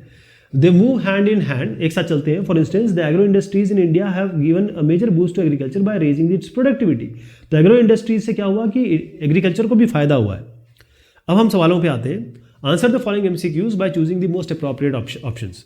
मैन्युफैक्चरिंग इंडस्ट्रीज फॉल इन, अब मैंने आपको बता दिया मैन्युफैक्चरिंग जहाँ भी प्रोडक्शन हो रहा है वो सेकेंडरी होती है। तो मैन्युफैक्चरिंग हो गया, ये आपका किस में आया, ये इसका उत्तर क्या लिखना है? ये सेकेंडरी हो गया, ठीक है। और एग्रीकल्चर क्या होता है? जहाँ देखिए प्राइमरी हर चीज़ कहाँ से आती है? एग्रीकल्चर से आती है, तो ये प्राइमरी हो गया। तो ये सेकेंडरी, प्राइमरी, ये डी इसका आंसर हो गया। अगले पे आते हैं। Manufacturing provide job opportunities to reduce dependence on agriculture. तो एग्रीकल्चर पे इतने सारे लोग, जो 50 से 60% हमारे यहाँ लोग हैं, अगर मैन्युफैक्चरिंग आ जाए, मैन्युफैक्चरिंग जो आई है, इससे बहुत फ़ायदा हो जाता है। एग्रीकल्चर में कुछ जैसे 10 लोग हैं घर के, उसमें 5 लोग काम कर सकते हैं अपने एग्रीकल्चर में, बाकी 5 बाहर से पैसा कमा सकते हैं। Identify which sectors the following jobs belong to. तो कौन सा किसको बिलोंग करता है यहाँ पर देखिएगा, मैं एक एक करके बताता हूँ आपको।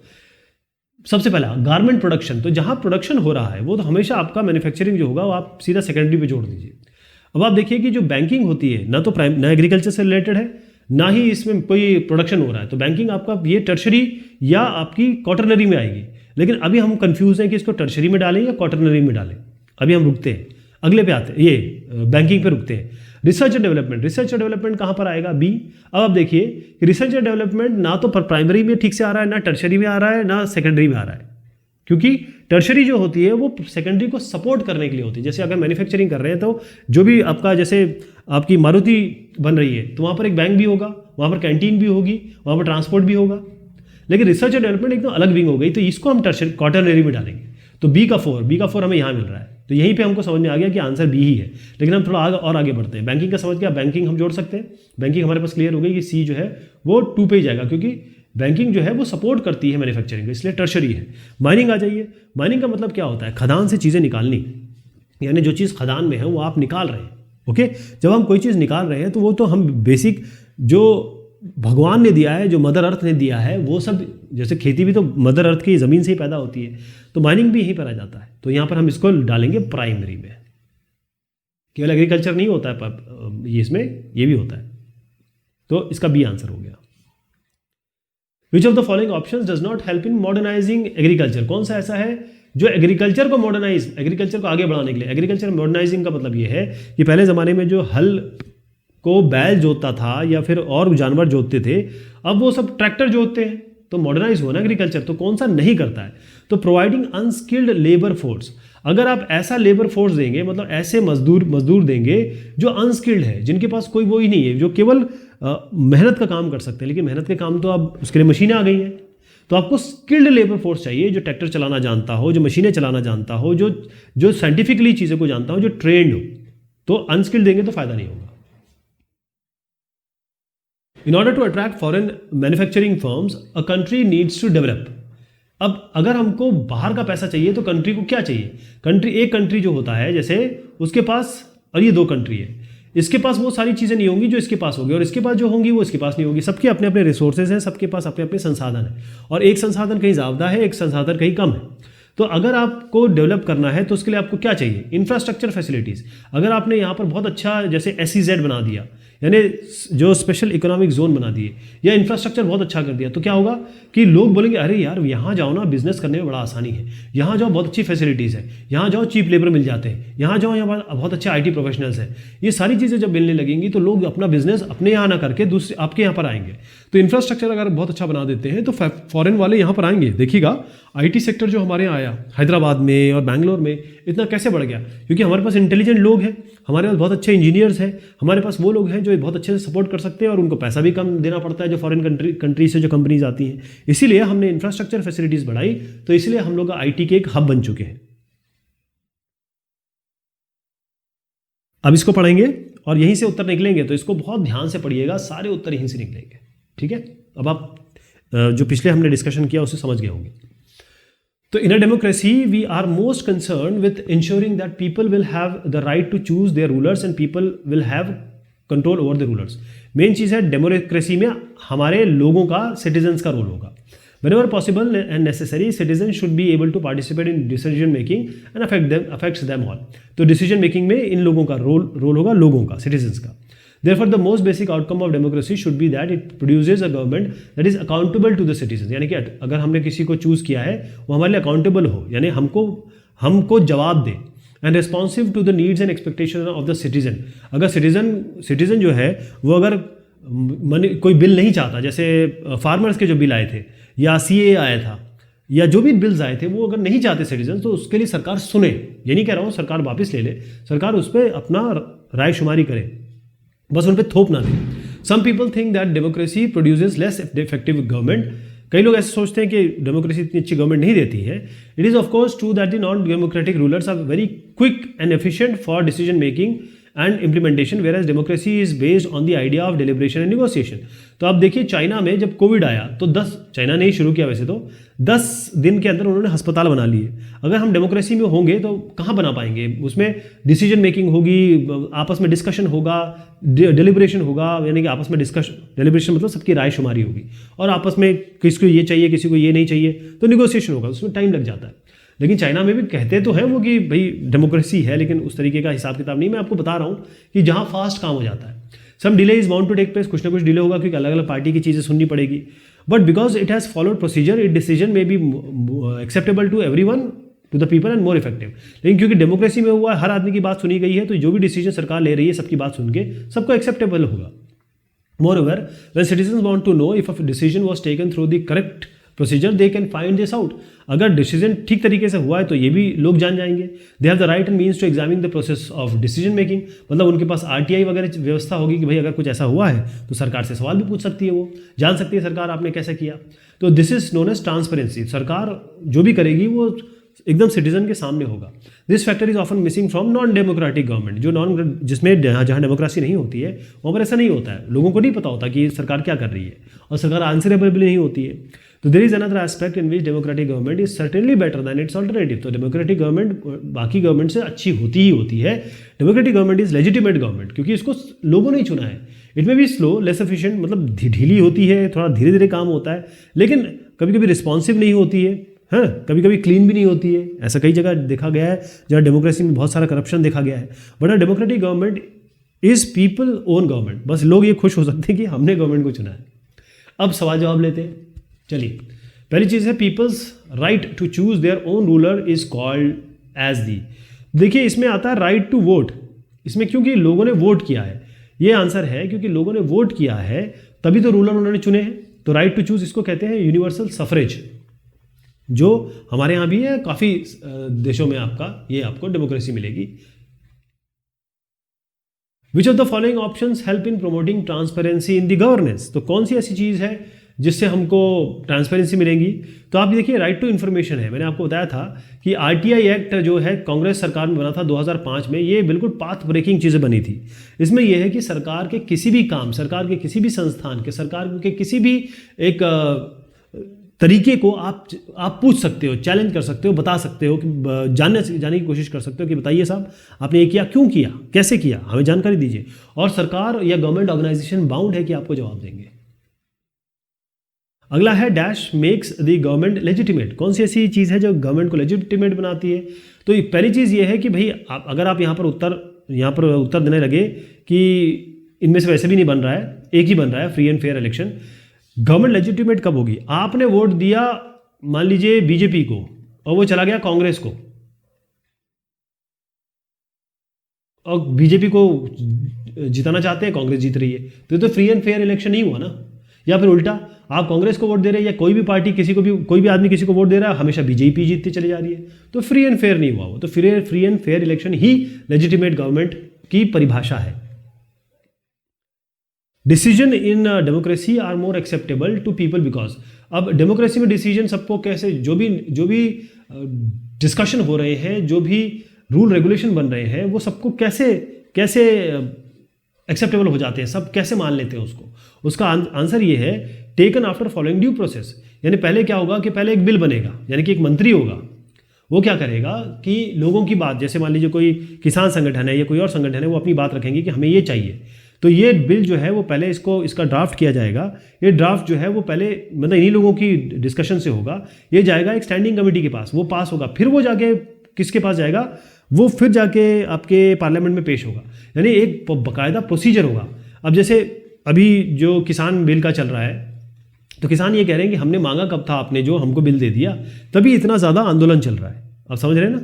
इसलिए डेमोक्रेसी में ड्यू प्रोसेस अगर फॉलो हो तो सब लोग एक्सेप्ट करते हैं इसको। चलिए नेक्स्ट पे आते हैं। Read the source given below and answer the following question. Ford Motors, an American company, is one of the world's largest automobile manufacturers with production spread over 26 countries of the world. Ford Motor पहले आपको याद रखना है, American company है, 26 countries में इसका काम है। Ford Motors came in India in 1995 and spent 1700 crores to set up large plant near Chennai.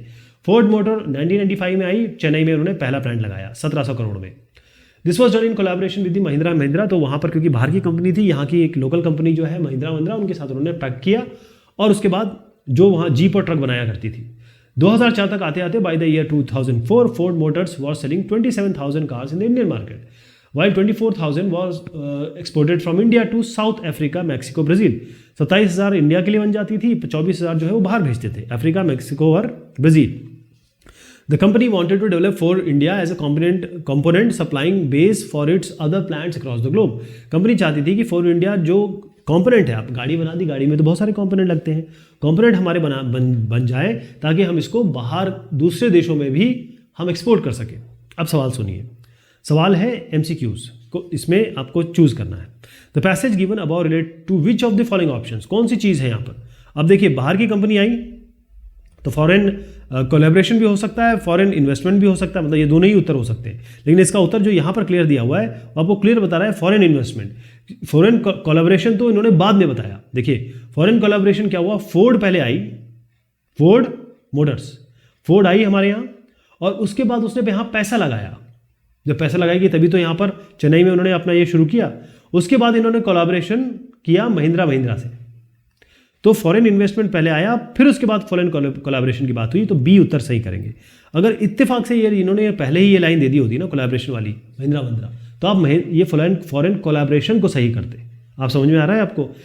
Collaboration की बात ज़्यादा निकल के आ रही है, लेकिन कोलैबोरेशन सही आंसर नहीं है इसका, फॉरेन इन्वेस्टमेंट सही आंसर है, क्योंकि पहले इन्होंने एक बात की इस टॉपिक में, इस डिस्कशन में इन्वेस्टमेंट की।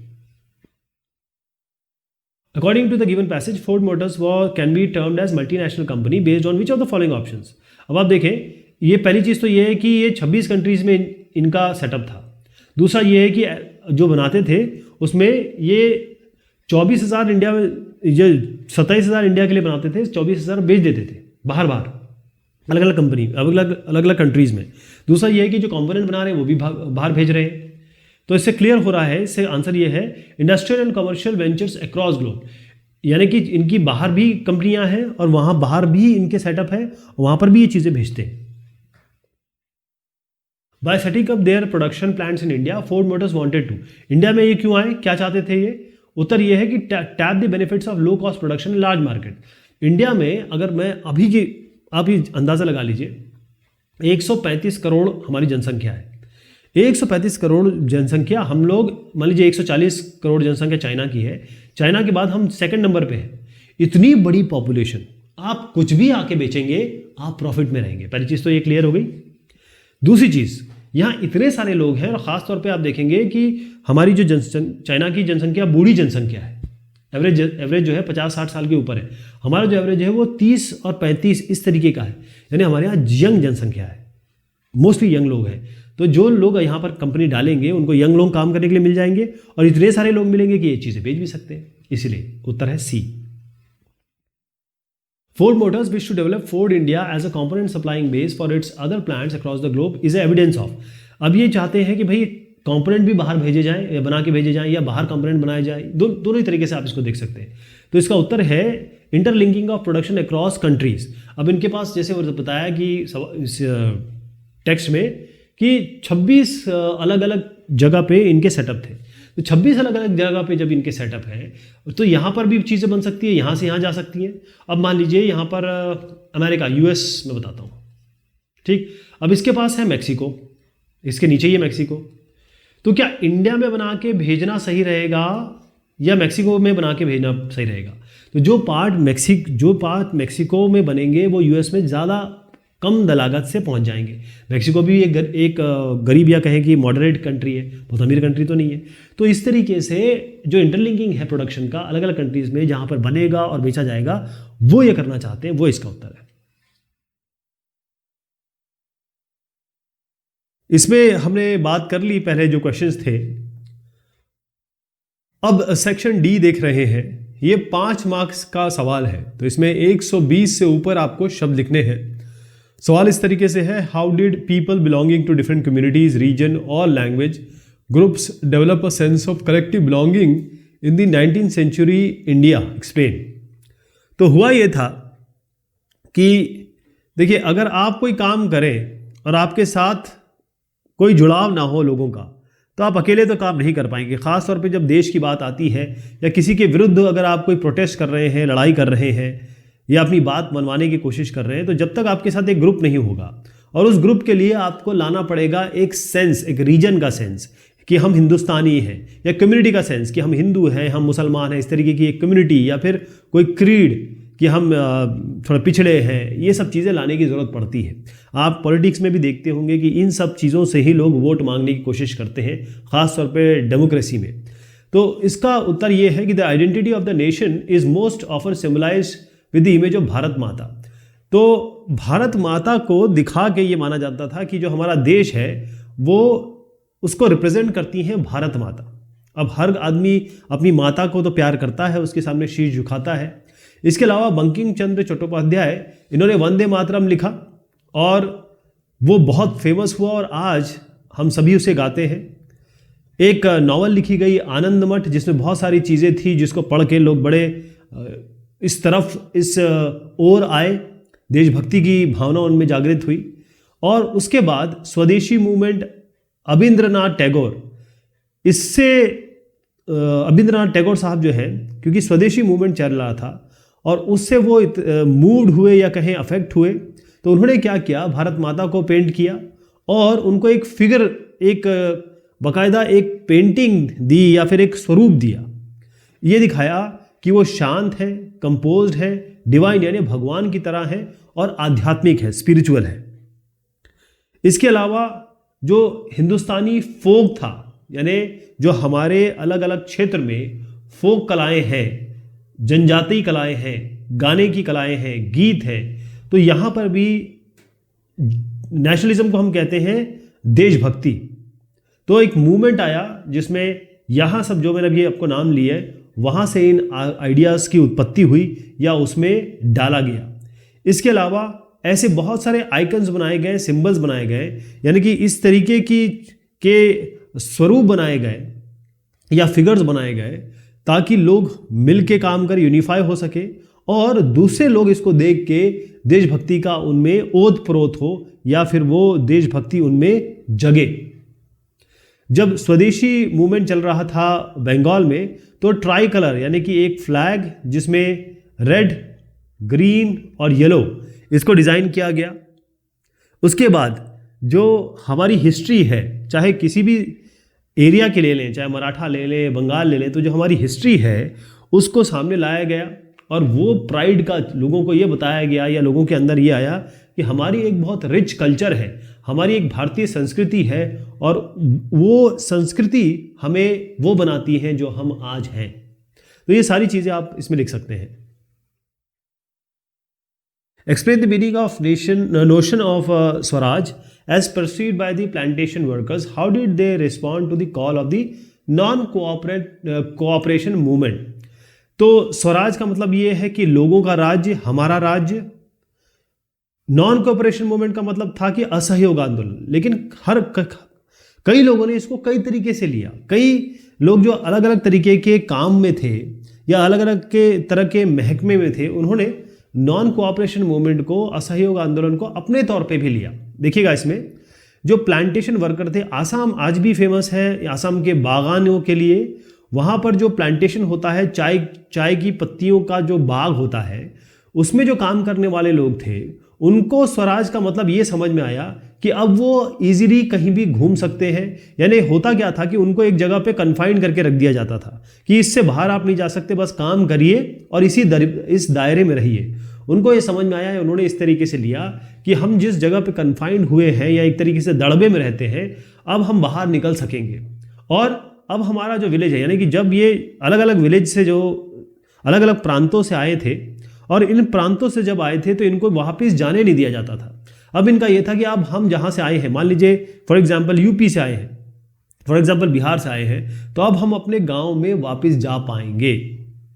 अब इसमें एक जो इनलैंड इमिग्रेशन एक्ट था 1859 का, जो प्लांटेशन वर्कर थे जो यहाँ पर काम करते हैं इन बागों में, वो उनको अलाउ नहीं किया गया था, वो परमिटेड, उनका जाना निषेध था कि वो गार्डन से बाहर बगैर किसी की परमिशन लिए हुए वो इस गार्डन से बाहर निकल ही नहीं सकते। तो बेसिकली उनको कोई परमिशन मिलती ही नहीं थी। तो एक बार जो यहाँ पर आ गया वो यहाँ रह जाता था, वो उसको जाने ही नहीं दिया जाता था। लेकिन जैसे उन्होंने नॉन कोऑपरेशन मूवमेंट, असहयोग आंदोलन सुना, बहुत सारे वर्कर जो थे उन्होंने अथॉरिटीज़ की बात मानना छोड़ दिया या फिर मानने से इनकार कर दिया और वो प्लांटेशन, अपना जो बाग है उसको उन्होंने छोड़ा और वहाँ से वो अपने घर की तरफ कूच किया, उन्होंने वहाँ से निकले। वो ये मानते थे कि जो गांधी राज है वो आने वाला है, गांधी जी का राज आने वाला है और सबके सब जितने भी लोग हैं अपने घर जा सकते हैं, यानी कि फ्री इंडिया रहेगा, मूवमेंट फ्री रहेगा, कहीं भी आ जा सकते हैं। इस तरीके से वो बंधुआ मजदूर की तरह काम नहीं करेंगे। लेकिन वो अपने डेस्टिनेशन बेचारे नहीं पहुंच पाए, क्योंकि जब यहाँ वो जाने की उन्होंने कोशिश की तो रेलवे की और स्टीमर की जो जो जाने के लिए साधन थे वहाँ पर शुरू हो गया स्ट्राइक। तो ना कोई यातायात के साधन जब चल ही नहीं रहे हैं तो पुलिस ने इन बेचारों को पकड़ लिया और पुलिस ने इनको बुरी तरीके से पीटा और वापस इनको यहीं भेज दिया जहां से वो बच के या स्वतंत्रता के नाम पे निकले थे, नॉन कॉर्पोरेट मूवमेंट के नाम पे निकले थे। Describe the role of mass communication in India. तो मास कम्युनिकेशन का मतलब ये है कि जैसे अभी मैं बोल रहा हूं, ये बहुत हजारों लोग सुनने वाले हैं जो मैं बोल रहा हूं। इसका मतलब अगर कोई टीवी पे आता है, रेडियो पे आता है, न्यूज़पेपर में कुछ बोलता है तो वो मास कम्युनिकेशन हो जाता है। क्योंकि एक साथ मास मतलब होता है बहुत सारे, मास मतलब आदमियों के लिए यूज होता है, लोगों के लिए यूज होता है मास कम्युनिकेशन। तो मास कम्युनिकेशन क्यों जरूरी है? पहली चीज तो ये एंटरटेनमेंट देता है, हर आदमी खुश रहना चाहता है, हर आदमी थोड़ा हैप्पीनेस चाहता है अपनी जिंदगी में। तो मास कम्युनिकेशन पहले तो हमको एंटरटेनमेंट देता है। इसके अलावा जितने भी सरकारी या नॉन सरकारी प्रोग्राम हैं, सरकारी पॉलिसीज़ हैं, उनके जो प्रोग्राम है, योजनाएं हैं, वो सब लोगों को यहीं से पता चलते हैं। ये रेडियो की तरह के ज़रिए, टेलीविज़न के ज़रिए, न्यूज़पेपर के ज़रिए, मैगज़ीन के ज़रिए, बुक के ज़रिए, किताबों के, फिल्म्स के, इस ज़रिए लोगों को पता चलते हैं। एक बहुत इंपॉर्टेंट है आकाशवाणी, क्योंकि जहाँ टीवी नहीं है या दूर दराज के इलाकों में आकाशवाणी से बहुत सारे प्रोग्राम रिले होते हैं, यानी कि ब्रॉडकास्ट होते हैं, चाहे वो एक क्षेत्र पे हो, चाहे रीजनल हो, नेशनल हो। और लोकल लैंग्वेजेस में जो लोग हिंदी या अंग्रेजी नहीं समझ पाते उनके लिए लोकल लैंग्वेज में प्रोग्राम होते हैं, ताकि वहाँ की जनता भी जान पाए कि क्या हो रहा है दुनिया में। दूरदर्शन एक बहुत शुरुआती दौर पे एक बहुत स्ट्रॉन्ग टूल था, आज भी है, जिसमें आप एंटरटेनमेंट देखते थे। आपको याद होगा चित्रहार देखा करते थे हम लोग, इस तरीके के प्रोग्राम आते थे। एजुकेशन, पढ़ाई लिखाई की चीज़ें और गेम्स, सबसे बड़ी बात। तो अलग अलग डिफरेंट एज के लोग अलग अलग चीज़ें देखते थे और उनको जानकारी मिलती थी, साथ में उनका मनोरंजन भी होता था। हमारे यहाँ हिंदुस्तान में बहुत सारे न्यूज़पेपर निकलते हैं, पीरियोडिकल्स निकलते हैं। पीरियोडिक का मतलब होता है जैसे हफ्ते में निकल रहे हो या 15 दिन में एक बार निकल रहे हो। इसके अलावा हमारे यहाँ बहुत सारी लैंग्वेज, 100 से ऊपर लैंग्वेजेस में न्यूज़पेपर निकलते हैं, अलग अलग डायलेक्ट्स हैं, ताकि लोगों को पता चले कि, क्योंकि देश हमारा बहुत बड़ा है, 135 करोड़ की जनसंख्या है, 28 राज्य हैं हमारे पास, तकरीबन 28 राज्य और 8 यूनियन टेरिटरीज हैं। इन सब में क्या हो रहा है, क्या नहीं हो रहा है, ये हमें कैसे पता चलेगा? मास कम्युनिकेशन से पता चलेगा। इसके अलावा छोटी छोटी पिक्चर बनाई जाती हैं, वीडियो फीचर फिल्म है, वीडियो शॉर्ट फिल्म्स हैं, बड़ी बड़ी मूवीज़ बनाई जाती हैं, जिससे लोगों को अवेयरनेस मिलता है। जैसे पैडमैन आई थी तो औरतों की जो माहवारी होती है वो लोगों ने बात करनी शुरू की।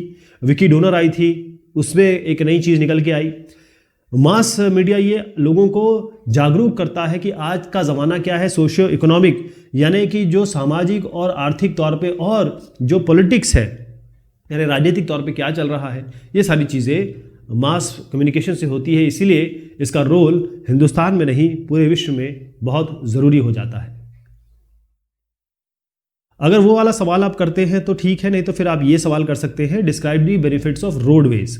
रोडवेज का मतलब होता है रोड यातायात, रेल नहीं, रोड यातायात। तो इसके फायदे क्या हैं? इन्होंने केवल फायदे पूछे, तो थोड़ा सा रोडवेज के बारे में एक दो लाइन लिख दिया जाए, ज़रूर यहाँ लिख दीजिए ताकि आप बता पाएंगे रोडवेज क्या है।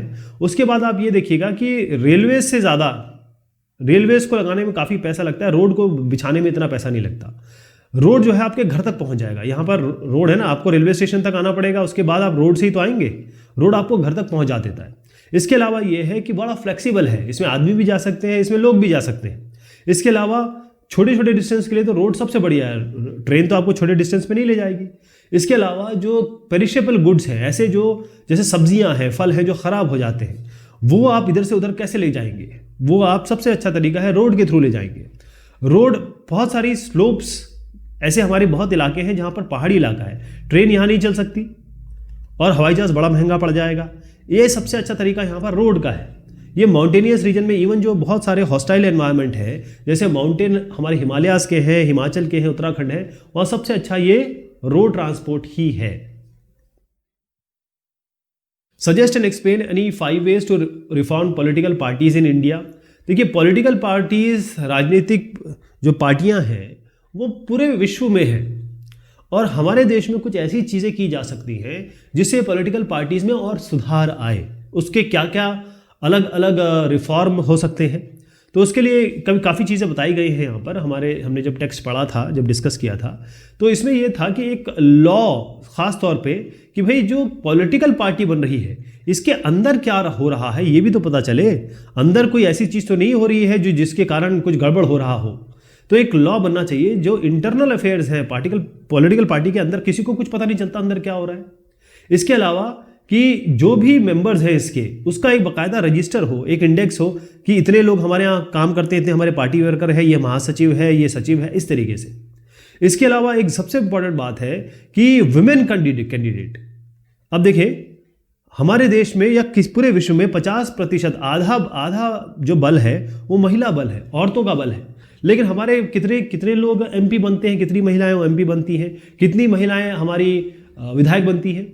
ये ज़रूर है कि 1/3 जो है वो जो लोकल बॉडीज़ है पंचायती राज में 1/3 हाँ बनती हैं, क्योंकि यहाँ पर हमारा कोटा है, यहाँ पर सरकार ने कोटा डाल रखा है।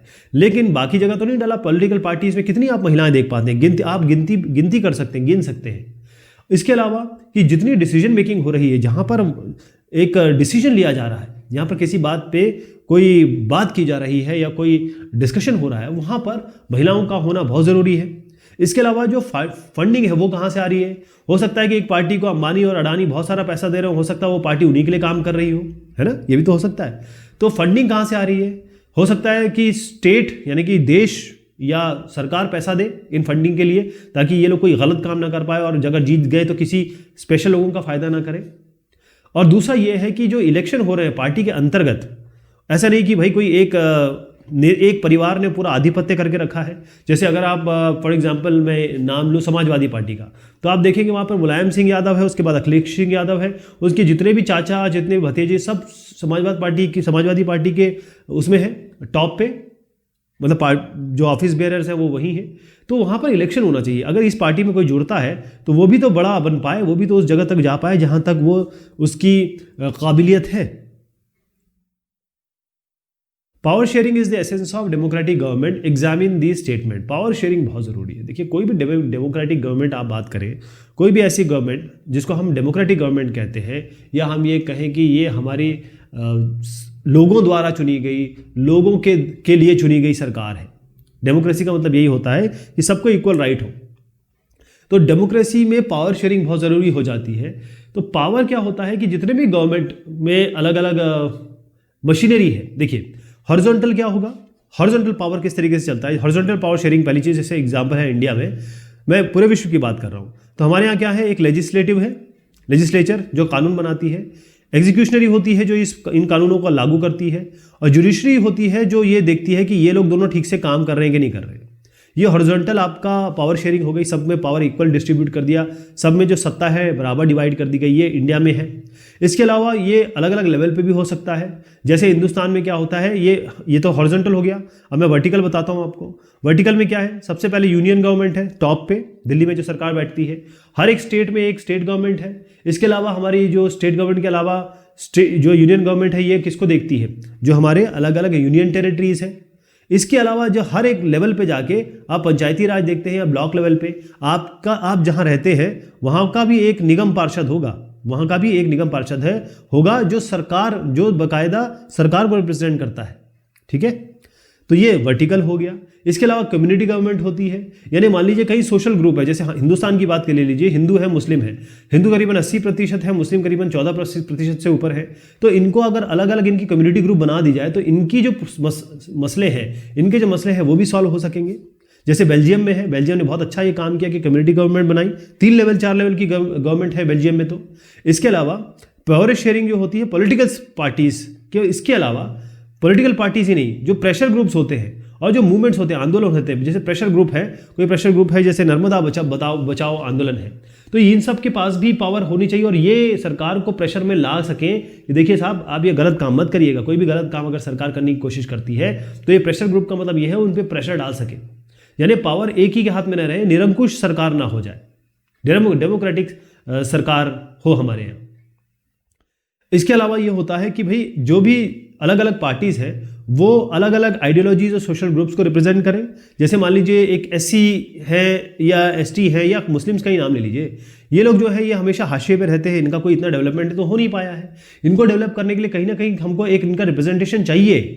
अब केवल सरकारी नौकरी में अगर इनको आप रिजर्वेशन दे देंगे तो उससे इतना भला नहीं होता है, कुछ लोगों का हो सकता है, लेकिन इनकी बातें तो बहुत सारा परसेंट ऐसा है जो आज भी चाहता है कि भाई किसी तरीके से उनकी चीज़ें पहुँचे, तो उनका भी एक पॉलिटिकल पार्टी के रूप में एक रिप्रेजेंटेशन होना चाहिए।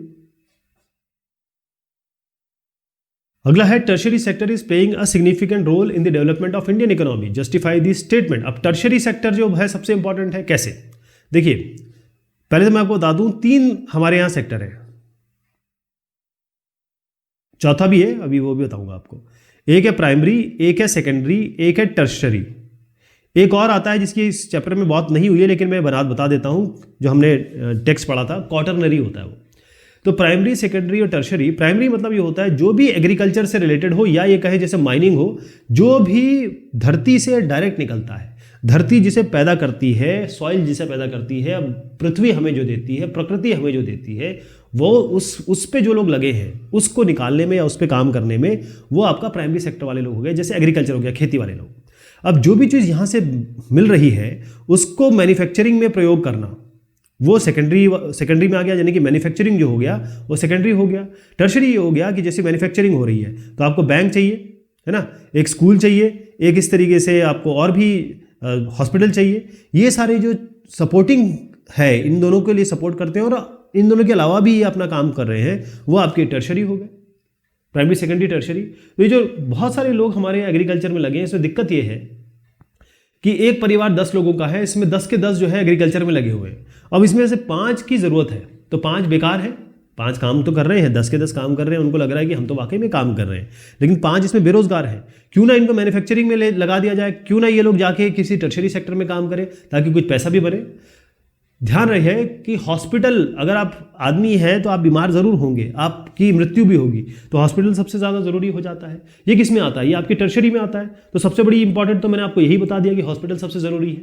तो बेसिक सर्विसेज आपकी जैसे है, हॉस्पिटल हो गए, आपके अलग अलग अस्पताल हो गए, आप पढ़ेंगे लिखेंगे तभी तो आप एग्रीकल्चर ठीक से कर पाएंगे, तभी तो आप अच्छी से मैन्युफैक्चरिंग कर पाएंगे। तो एजुकेशनल इंस्टीट्यूशन हो गए। इसके अलावा आप लेटर भेजते हैं यहाँ से वहाँ, है ना, आप फ़ोन पे बात करते हैं, वो कौन करेगा? ये बेसिक सर्विसेज हैं जो टर्शियरी सेक्टर की है। ट्रांसपोर्ट है, यहाँ से वहाँ जाना, बैंक्स हैं, आपको पैसे रखना है, पैसे निकालना है, लोन लेना है, इंश्योरेंस, किसी की मौत हो गई, कोई आपका घर को नुकसान हो गया, इंश्योरेंस कंपनी इसका लेखा जोखा रखेगी, आपको पैसा देगी। ये सारे किस में आते हैं? टर्शियरी सेक्टर में आते हैं। इसके अलावा प्राइमरी और सेकेंडरी सेक्टर को बढ़ाने में भी ये आपका टर्शियरी सेक्टर काम आता है। जैसे अगर आपको एग्रीकल्चर को बढ़ाना है या मैन्युफैक्चरिंग बढ़ाना है, कौन बढ़ाएगा? इसके लिए जब से सबसे अच्छा ट्रांसपोर्ट ना हो, ट्रेडिंग ना हो, या स्टोरेज की व्यवस्था नहीं है, कि सामान रखने की व्यवस्था ना हो, तो प्राइमरी सेकेंडरी दोनों ही फेल हो जाएंगे। इसके अलावा पैसा बढ़ना, राइज ऑफ इनकम लेवल्स, कैसे पैसे बढ़ेगा, कैसे आपकी जेब थोड़ी सी भारी होगी, क्योंकि जो लोग हैं बहुत सारी चीज़ें मांगते हैं। वो लोग चाहते हैं कि भाई हर सैटरडे संडे हम बाहर जाके खाएं, लोग चाहते हैं कि हम मसूरी घूमें, हम जाके केरल घूमें, लोग चीज़ें खरीदना चाहते हैं, लोग चाहते हैं कि मैं प्राइवेट हॉस्पिटल में जाऊं, मेरे को एकदम आलीशान तरीके से मेरा इलाज हो। इसके अलावा प्राइवेट स्कूल हो जहां पर अच्छी तरीके से बच्चे को देखा जाए, पढ़ाया जाए, ऐसे कोर्सेज हों जो बहुत अलग तरीके के कोर्सेज हों जिसमें बहुत आगे बढ़ने के चांसेस हों। तो यहाँ पर अगर आप इन सब में आएंगे तो फिर आपका पैसा भी बढ़ेगा, आपका जेब भी थोड़ी सी भारी होगी। इसके अलावा IT बढ़ चुका है। हिंदुस्तान में इतने सारे लोग IT में आ चुके हैं, हमारा हिंदुस्तान IT हब बन चुका है। हमने देखा कि नई सर्विसेज जो हैं, जिस तरह जो इन्फॉर्मेशन और कम्युनिकेशन टेक्नोलॉजी जिसे हम ICT कहते हैं, ये सबसे ज़्यादा ज़रूरी हो गई है। इसमें बहुत सारे लोग लग गए हैं। अभी आप देखेंगे बहुत सारे इंजीनियर जो है वो IT engineer, computer science engineer, यही सब होते हैं। बल्कि जो मैकेनिकल, सिविल और इलेक्ट्रिकल वाले हैं वो भी कंप्यूटर साइंस में चले जाते हैं, ICT में चले जाते हैं। सबसे बड़ी बात आती है वैश्वीकरण की, ग्लोबलाइजेशन की, क्योंकि लोग अब जान चुके हैं कि भाई अब ये वैश्वीकरण हो चुका है। टर्शियरी सेक्टर सबसे बड़ा रोल इसमें पैदा होता है, या ये रोल अदा करता है कि अब कम्युनिकेशन बढ़ गया है, यहाँ से वहाँ चीज़ें जाती हैं, वहाँ से यहाँ चीज़ें आती हैं। अब पूरा विश्व आपका मार्केट हो गया है। यहाँ पर भी टर्शियरी सेक्टर का बहुत बड़ा रोल है। अगला सवाल है, public sector contributes to this economic development of India, justify the statement. अब पब्लिक सेक्टर कंपनी में मैं आपको नाम गिना देता हूँ। BSNL हो गया, VSNL हो गया, MTNL हो गया, ऐसे आपका ONGC हो गया, ऐसे आपका DRDO हो गया, ISRO हो गया। इन सब के नाम आपने सुने होंगे। ये सब जो नाम मैं आपको बता रहा हूँ, ये इसलिए बता रहा हूँ कि ये पब्लिक सेक्टर है। केंद्रीय विद्यालय का जो स्कूल होता है वो आपका पब्लिक सेक्टर है ना, मतलब सरकार की तरफ से चलता है। सरकार इसको या तो चलाती है या इसमें इसका सरकार का कोई कहीं ना कहीं अंशदान होता है। तो ये जो पब्लिक सेक्टर है, सरकारी जिसे हम कहते हैं, ये एक तो डेवलपमेंट यानी विकास बहुत तेज़ी से डेवलपमेंट की तरफ ले जाती है, क्योंकि यहाँ पर आराम से, क्योंकि सरकार इन्वॉल्व है, पैसा इन्वॉल्व है, बड़े बड़े इंफ्रास्ट्रक्चर वो बना सकती है, फैसिलिटी दे सकती है। इसके अलावा बहुत सारे लोगों को एम्प्लॉयमेंट मिलता है। आप देखिए 50 लाख से ऊपर लोग जो है सरकारी नौकर है हिंदुस्तान में, एम्प्लॉयमेंट बढ़ता है उनके घर। एक घर में अगर आप 4-4 लोग भी मान लें, 5-5 लोग भी मान लें, तो आप देखिए 2.5 करोड़ लोग तो इसी से पल जाते हैं। इसके अलावा जो फाइनेंशियल रिसोर्स है वो भी विकास के लिए यहीं से जनरेट होता है, क्योंकि बहुत सारी ऐसी कंपनियां हैं जो बहुत फ़ायदे में चल रही हैं।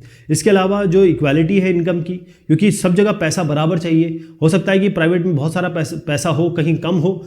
इक्वालिटी ऑफ इनकम का मतलब ये होता है कि पब्लिक सेक्टर में इतना पैसा मिल जाता है, सरकारी तंत्र में इतना लोगों को मिल जाता है, और ये सरकारी तंत्र इतने पैसा जनरेट कर देते हैं कि बराबरी हो सके सबके लिए। इसके अलावा जो छोटे मध्यम और जो कॉटेज कुटीर उद्योग है वो सब सरकार डेवलप करती है, यही पब्लिक सेक्टर में भी आता है। इसके अलावा जो अवेलेबिलिटी है गुड की, अब मान लीजिए आप अगर पब्लिक डिस्ट्रीब्यूशन सिस्टम ना हो, आपको 1 रुपये में, 2 रुपये में या 5 रुपये 10 रुपये में चावल या ये चीनी ना मिले तो आप कैसे चला पाएंगे। कई ऐसे गरीब, हमारे यहाँ बहुत सारे लोग जो हैं बिलो पॉवर्टी लाइन BPL वाले हैं, वो कैसे कमा पाएंगे, कैसे खा पाएंगे। तो उनके लिए सबसे ज़रूरी हो जाता है। देखिए कम्युनिटी, समाज को आगे बढ़ाना, जो ह्यूमन डेवलपमेंट इंडेक्स है, हेल्थ है, एजुकेशन है, यानी हमारी जो शरीर है, हमारी जो पढ़ाई लिखाई है, इन सब की ह्यूमन डेवलपमेंट इंडेक्स भी उसी में आता है कि हम किस तरीके से आगे बढ़ें। इसमें सारे पब्लिक सेक्टर का बहुत बड़ा रोल आता है। और भी कोई पॉइंट है तो वो जोड़ सकते हैं आप इसमें। अब ये मैप स्किल बेस्ड क्वेश्चन है, देखिएगा। सबसे पहली चीज बताई गई है, 2 places A and B have been marked on the given outline map of India. Identify them and write the correct names on the line drawn near them. तो ये लाइन बाकायदा बनाई गई है, आपको बताना है क्या है इसमें। तो Indian national Congress session at this place in 1927। तो इसका क्या करेंगे, देखिए ए है, ये बी है, तो मैं आपको बताता हूँ। दूसरा भी देख लेते हैं। Mahatma Gandhi organised Satyagraha movement at this place for indigo planters, नील की खेती वालों के लिए जो किया था। तो पहला तो उत्तर आपका मद्रास हो गया, ठीक है, मद्रास। इसका उत्तर हो गया Madras. Congress session, national INC session जो हुआ था 1927, जो आज की कांग्रेस है ना, उसी के बारे में बात हो रही है। और यहाँ पर जो आपका मद्रास हो गया, चंपारण में उन्होंने जो नील की खेती करने वाले थे उनके लिए, उनके साथ सत्याग्रह मूवमेंट शुरू किया था। ये हो गया उत्तर। अब अगले पे आ जाइए, यही सवाल है। इसमें आपको राणा प्रताप सागर डैम दिखाना है, नामरूप थर्मल प्लांट दिखाना है, बेंगलुरु का जो STPI है, सॉफ्टवेयर टेक्नोलॉजी पार्क दिखाना है, विशाखापट्टनम पोर्ट दिखाना है, नरोरा न्यूक्लियर पावर प्लांट दिखाना है। तो मैं एक एक करके आपको दिखा रहा हूँ। देखिए ये हो गया नरोरा, ये आपके उत्तर प्रदेश में है। यहाँ पर आपका नामरूप हो गया थर्मल प्लांट, ये आपका राणा प्रताप सागर डैम हो गया, ये वाइजैक यानी कि विशाखापट्टनम हो गया, ये बेंगलुरु हो गया। यहाँ पर बेंगलुरु, विशाखापट्टनम, ये आपका राणा प्रताप सागर डैम, ये आपका नरोरा, ये आपका नामरूप। बस चंपारण और ये तो मैंने बता ही दिया, मद्रास आपको। चलिए साहब, ये हमारे सवाल जवाब हुए और ये सैम्पल क्वेश्चन पेपर है। इसी तरीके की कोई चीज़ आने वाली है। जो मैंने आपको सवाल जवाब बताए हैं इसको और अच्छे से पढ़िए, इससे रिलेटेड और जितनी भी चीज़ें बन सकती है उसको पढ़िए, और बहुत हद तक आप समझ लीजिए 50 से 60% आपकी तैयारी हो जाएगी। मेहरबानी आप सभी की।